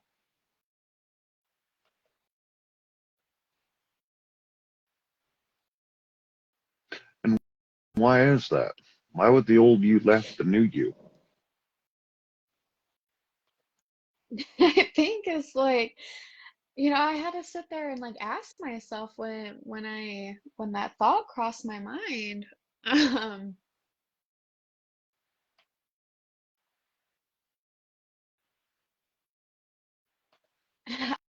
I I think it's like the old me used to have to be hard, uh, more in my masculine, I guess, and very judgmental, because I grew up in that environment where, uh, you know, there's always criticism and always so much judgment and just very not healthy uh, thinking. Uh, and I think that the old me would be judging the new me about the whole, like, I talk about wanting to be all like ooey gooey, like, and I sincerely do. Like, I feel myself becoming more like, it's kind of like you have like a ball or something, like a harder ball material, and you're kind of like stretching it. Like, I was this like really strong, very strong, uh, elastic or something. I'm just trying to pull, uh, and I used to be like hard as a brick, like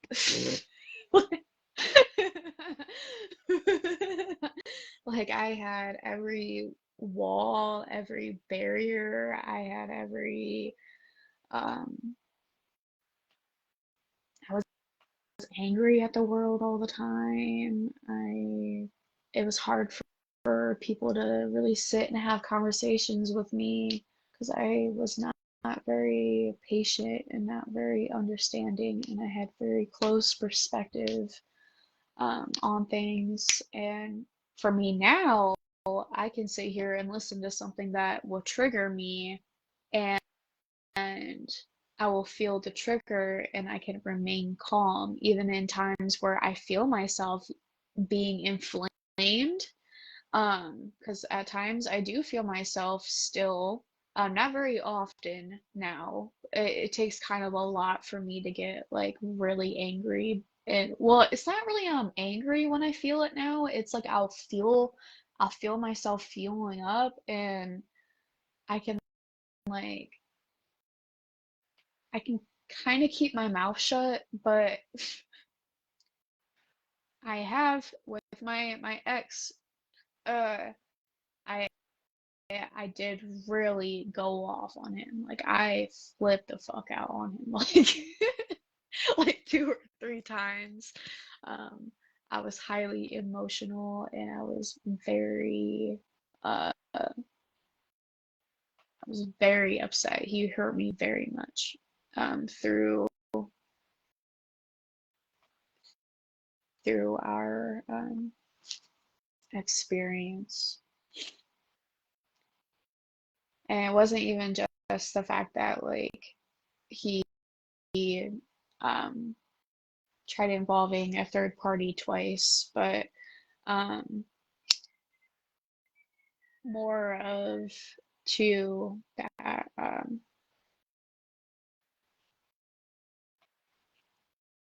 you know they really believed that I didn't believe in God because I was my spiritual beliefs, well, my spiritual knowing, they completely altered it and said that he even told me one day, and I cannot believe I still stayed there after him saying this because this like really like upset me that he even thought this of me. Like it really broke my heart that he saw me like this, but like he's he said what what if he said you don't really know what you're getting into. What if you're actually the devil?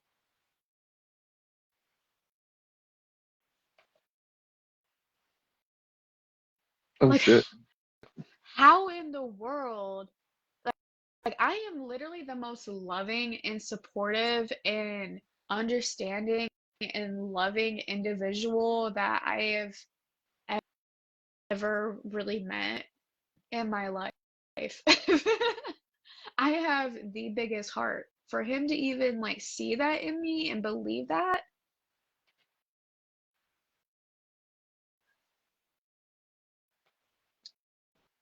really just baffled me. And when I was about to move out after he tried sleeping with my friend right next to me, he uh, well his mom said, well, I think this is a good time for you to go find God. You need God in your life.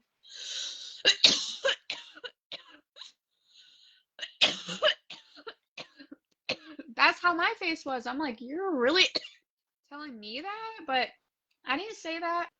I was just like, okay, all right. And when it was just me and him talking personally, more after that, I told him, I was like, that really hurt me because my unbreakable faith that God has put in my heart my whole life is the only thing and the only reason why I am still here to this day. My whole life, that is the only reason why I have never given up. And times that I have tried giving up, I am so unbreakable. And our creator, Source, has made me unbreakable.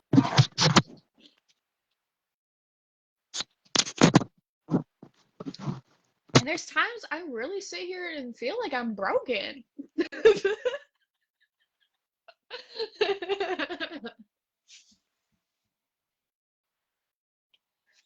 you ever feel like you're broken? There's been a few times that felt like I was broken, but I've discovered to the point where you can bend me, but you can't break me. I won't ever give anything that much power to break me. Yeah, that's where I am now. Like, I'll be fucking damned. I'll be fucking damned if I let anybody ever, ever, any fucking situation, any person, or anything ever break me to the point where I was before. No way possible. No way possible.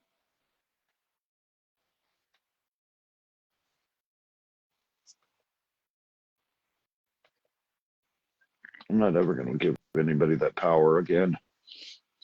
Huh? Because too many people, that you give someone that power to come into you, to come over you, to get one over on you, they're going to screw with your head more ways than one. Yeah. They're going to use everything against you. They're going to use what you call they're going to turn your greatest strength into and they're going to turn your greatest weakness into their strength and find a way to beat you. Yeah. They're going to find a way to bring you down to their level. Absolutely.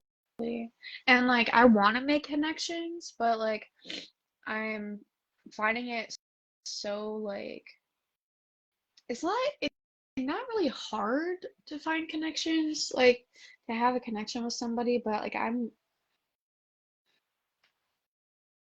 like really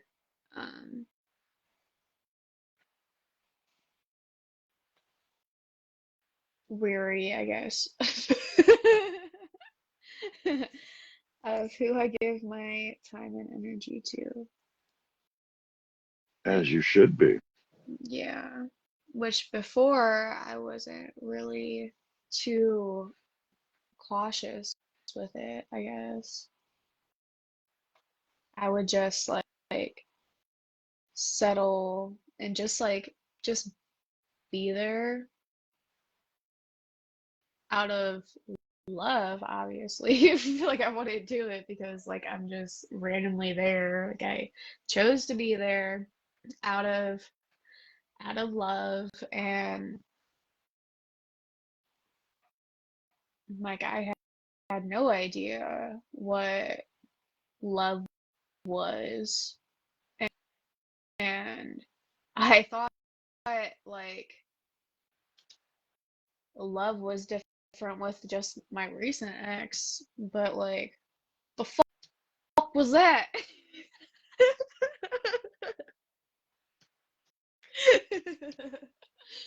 Exactly.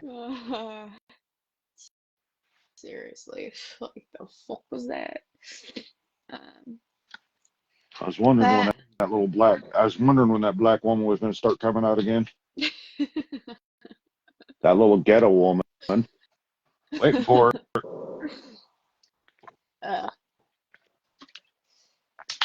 but When we go through ups and downs, breakups.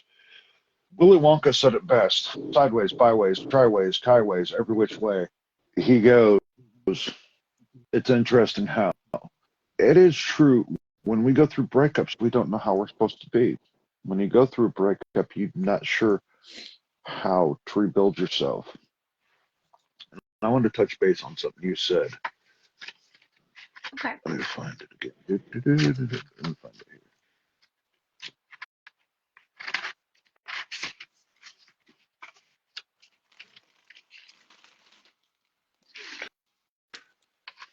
It goes, this is out of the Book of Knowledge, the same guy that wrote the Four Agreements. It goes, the story is not right or wrong, good or bad. It's just a story. That's all. That's all. But with awareness, we can change the story step by step. We can return to the truth. Pretty much, the story is, you're right, the story is yours alone. And then when you're creating things, it goes out of the book. It goes, in my story, we are the secondary character who is my creation. I interact with you. You project what you are to me to believe about you. I modify it depending on what I believe. So so when we're growing up, we're haven't fully developed our mind. We're taking on the projections of other story. They say, hey, look, you can't do this, can't go there, can't do that. So we're taking on those beliefs, that belief system. Then it gets to the point of when we can start writing our own story, our own contract and stuff in our head, that we discover everything that we ever learned about the story was bullshit. So we have to literally, are we living precariously through somebody else's story? Are we having our own story? You have to get to the point of you have your own story. You have to get to that point where you've created and started writing your own story, where you're developing your own Police mannerisms, sirens your are own getting belief. confirmations. Sorry. Exactly. That's okay. That's perfect. You have to get to the point where you develop and create your own story. You have to get to the point of you ask yourself, what is my story? See, I've been through some shit within my life that my story is quite fascinating. When It growing up really in is. this That's what house, I heard. my story is very simple. Growing up in this house, I went through this is where I'm going to go deep dive. Growing up in this house, I was molested 8 times in this house. Back porch at nighttime, had someone come up, grab me from behind, know the rest. Down in the basement, I was beat up on this property. Down the road, I had a bully try to bury me alive. Oh yeah, I had some real screwed up traumas in my life, but yet I still managed to make it through. I still managed to grow stronger. I still managed to not live through somebody else's story, but live in my own story. It got to a point where I discovered I could write my own story. When I started becoming more aware of what the story was, I stopped trying to live up to everybody else's expectations. Because when you live up to somebody else's expectations, that's giving them that power to create your own story. That's giving them the power to create your story, to build your story, to be how they want you to be. You have to get to the point where you ask yourself, who am I? What am I? What is my cause? What do I Right. do? Where do I go?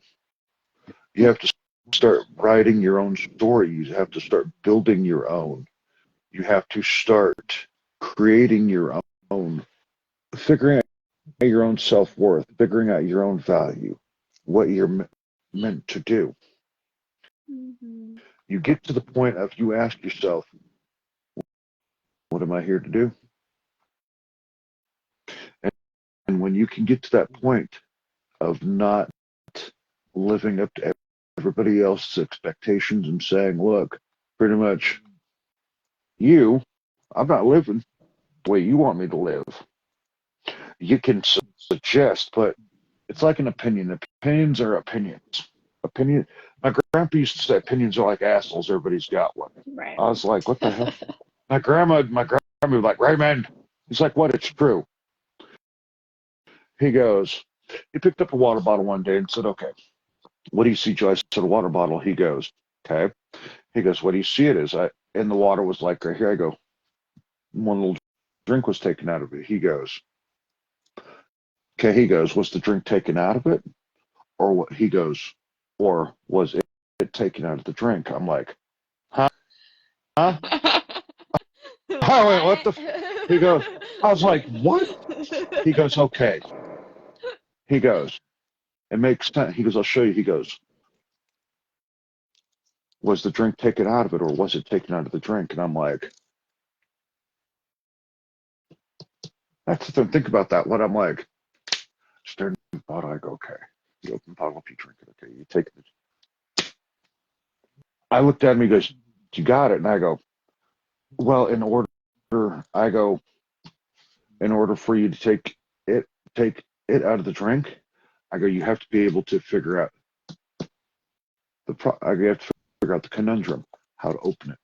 He goes, now you get it. He goes, you can take you can take a country person, put them in a city because they may not survive. You can take country city person here. He goes, you can take the city out of the person, but you can't take the person out of the city. He goes, it's like you can take the country out of the person, but you can't take the person out of the country.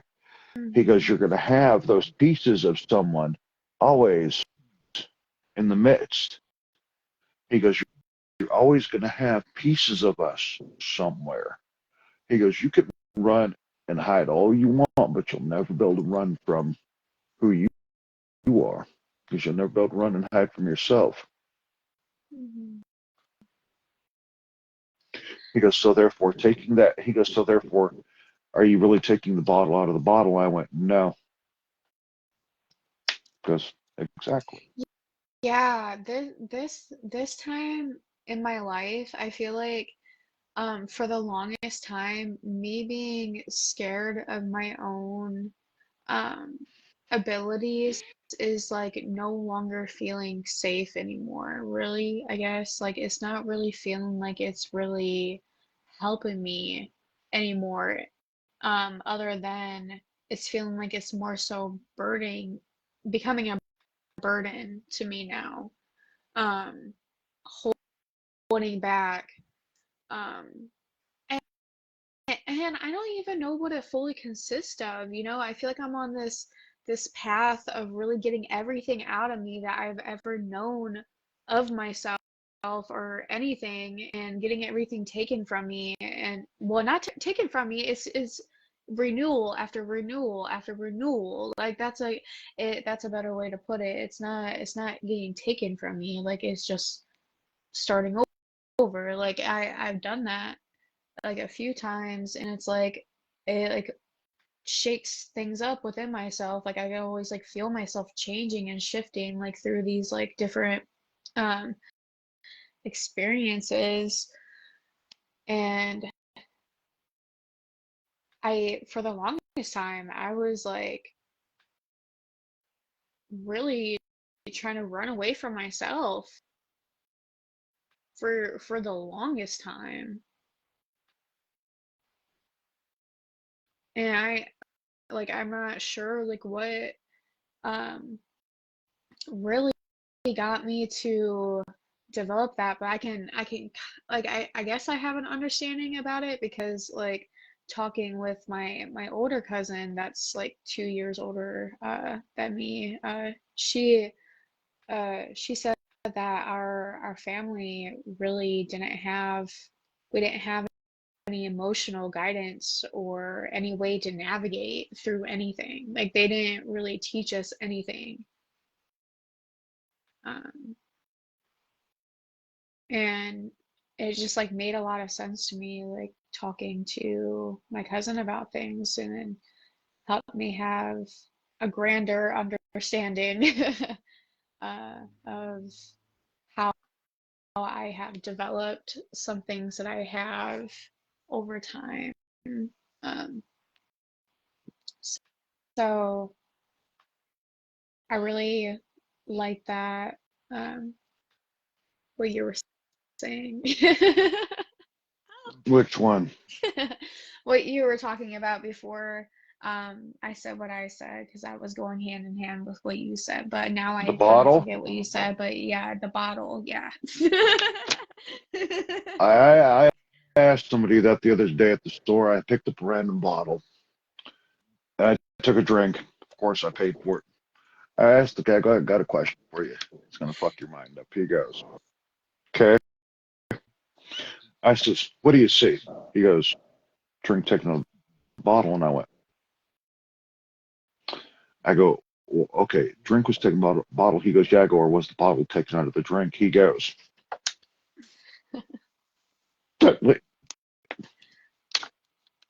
he starts looking at it, goes, he looks at me, goes, okay. I go, what you got? He goes, you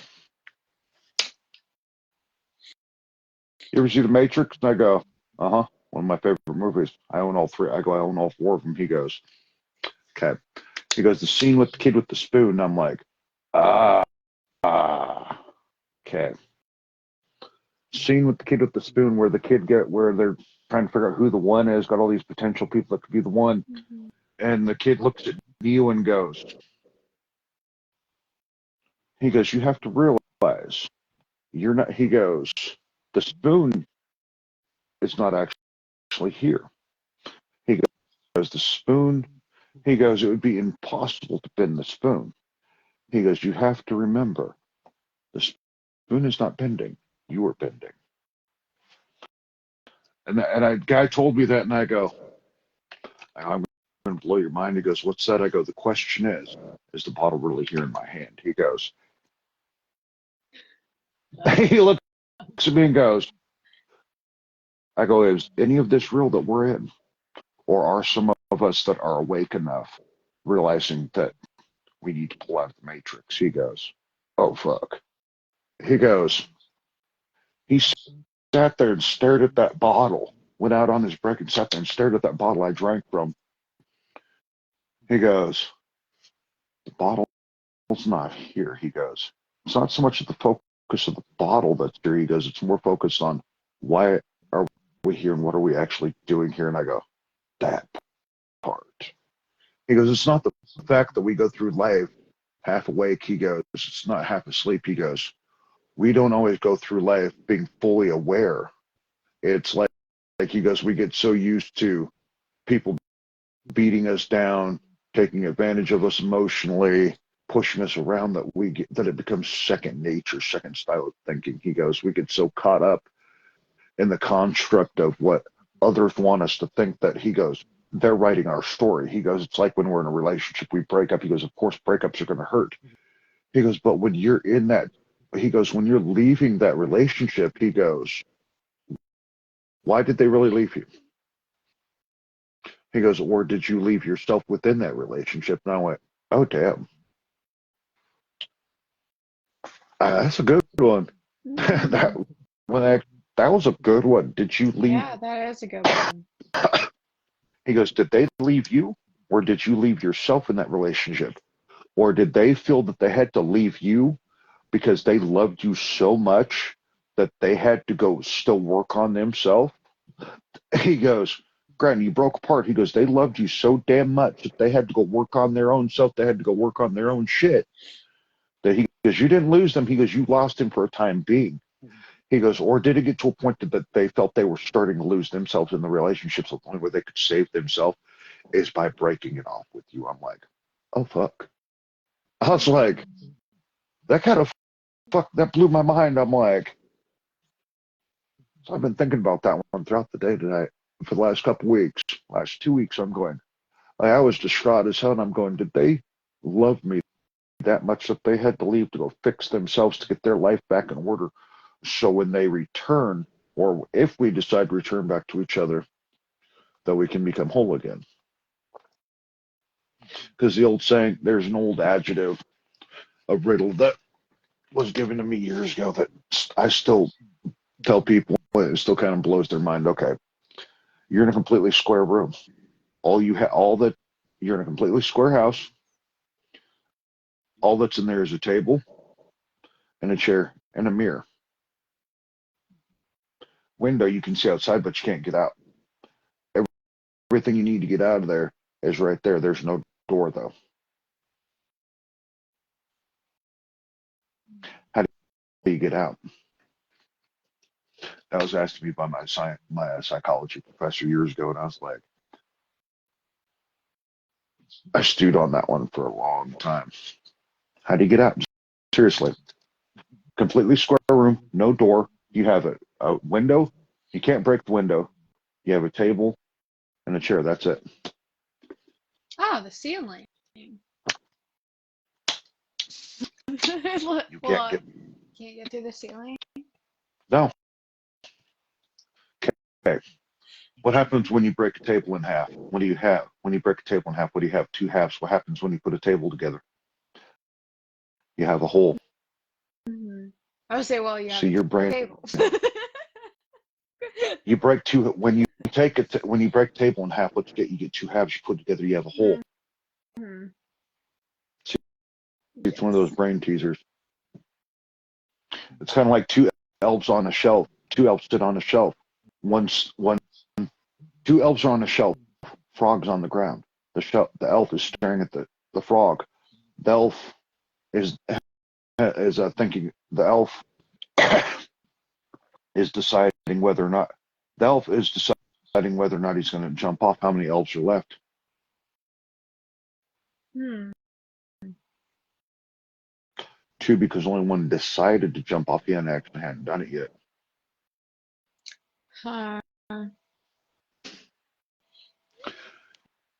I think I'm Frog gonna. crossing.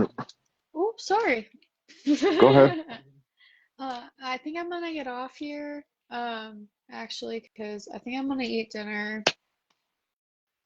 So, I hope you have a good night. I'm And glad I could bring you on the show, Miss Alexis. But as I always close it, thank you for all the beautiful people that came on. You had a couple of stragglers come on: Josie, Wade, Cindy, and Bonero. God, good break. Definitely thank you for people commenting. You also had Amanda Agnew,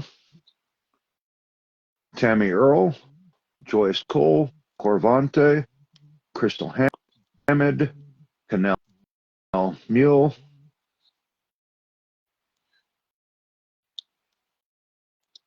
You had Shannon Freeman, Jolene Breen.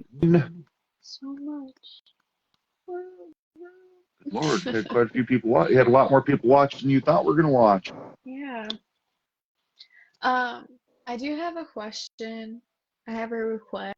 May have an answer, may have a request. Could we maybe not post this? This is live right now.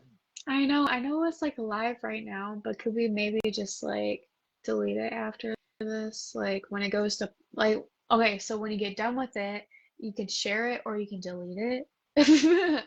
Could you maybe just like not post it on your page? It automatically posts automatically. When I go live, it automatically posts Well, on here. I It know posts on my that, Facebook but automatically. I know that It people can stays see it where when I you're can't delete it for online. 30. I can't delete it for 30 days. It's the way it's set up on my account. What?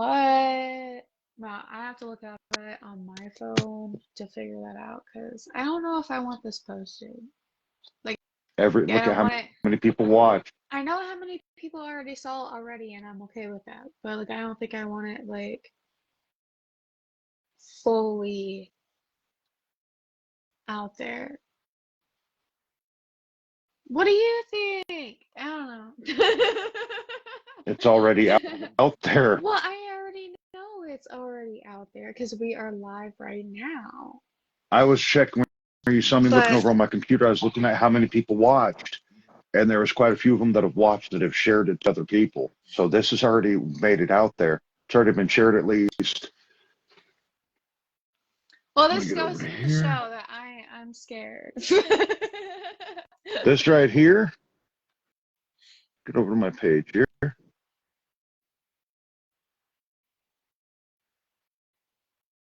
Get over to here real quick.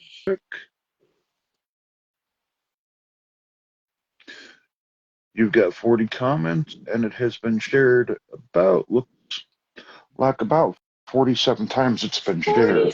47 times? Holy cannoli, that's crazy. Wow. But fine, You've that's got 40. okay. You've got 40 comments, and it's got 47 shares, and it's had about 33 views already.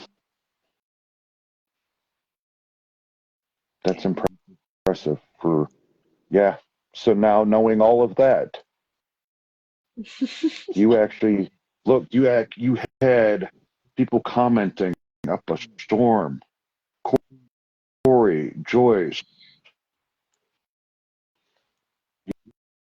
even had someone that watched briefly and that stepped off that said, look, we're sorry we couldn't finish watching. We're going through some stuff, but tell her thank you for her beautiful message. It's letting me sit easy tonight in my head and rest. That makes me want And to feel cry. better about myself, about the day. Here, let me read one of the messages. Let me see if I can find it.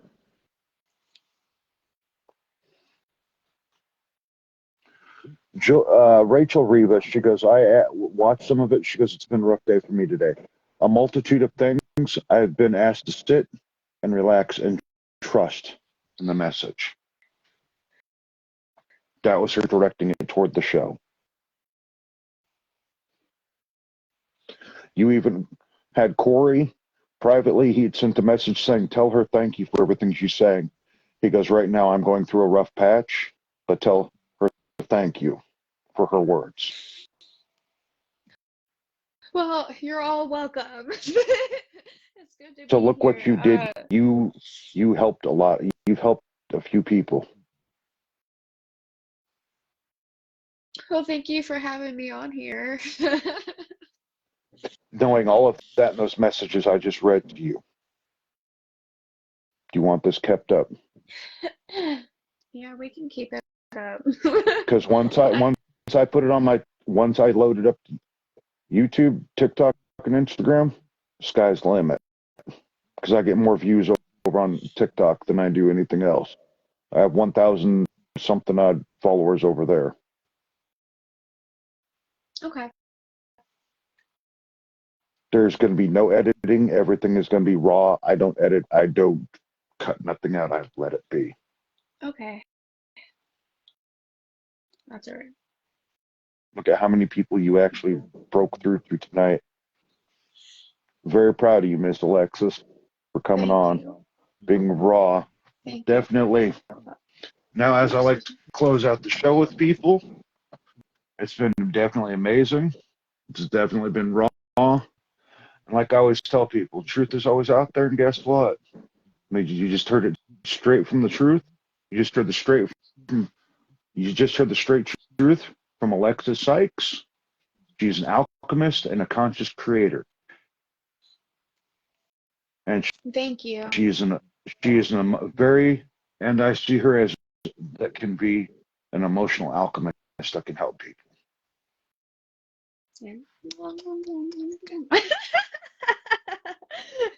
Have a good night, day, You too. wherever everybody is, and Have a good sending night. love. Mwah. Sending Have love. a good night. You too.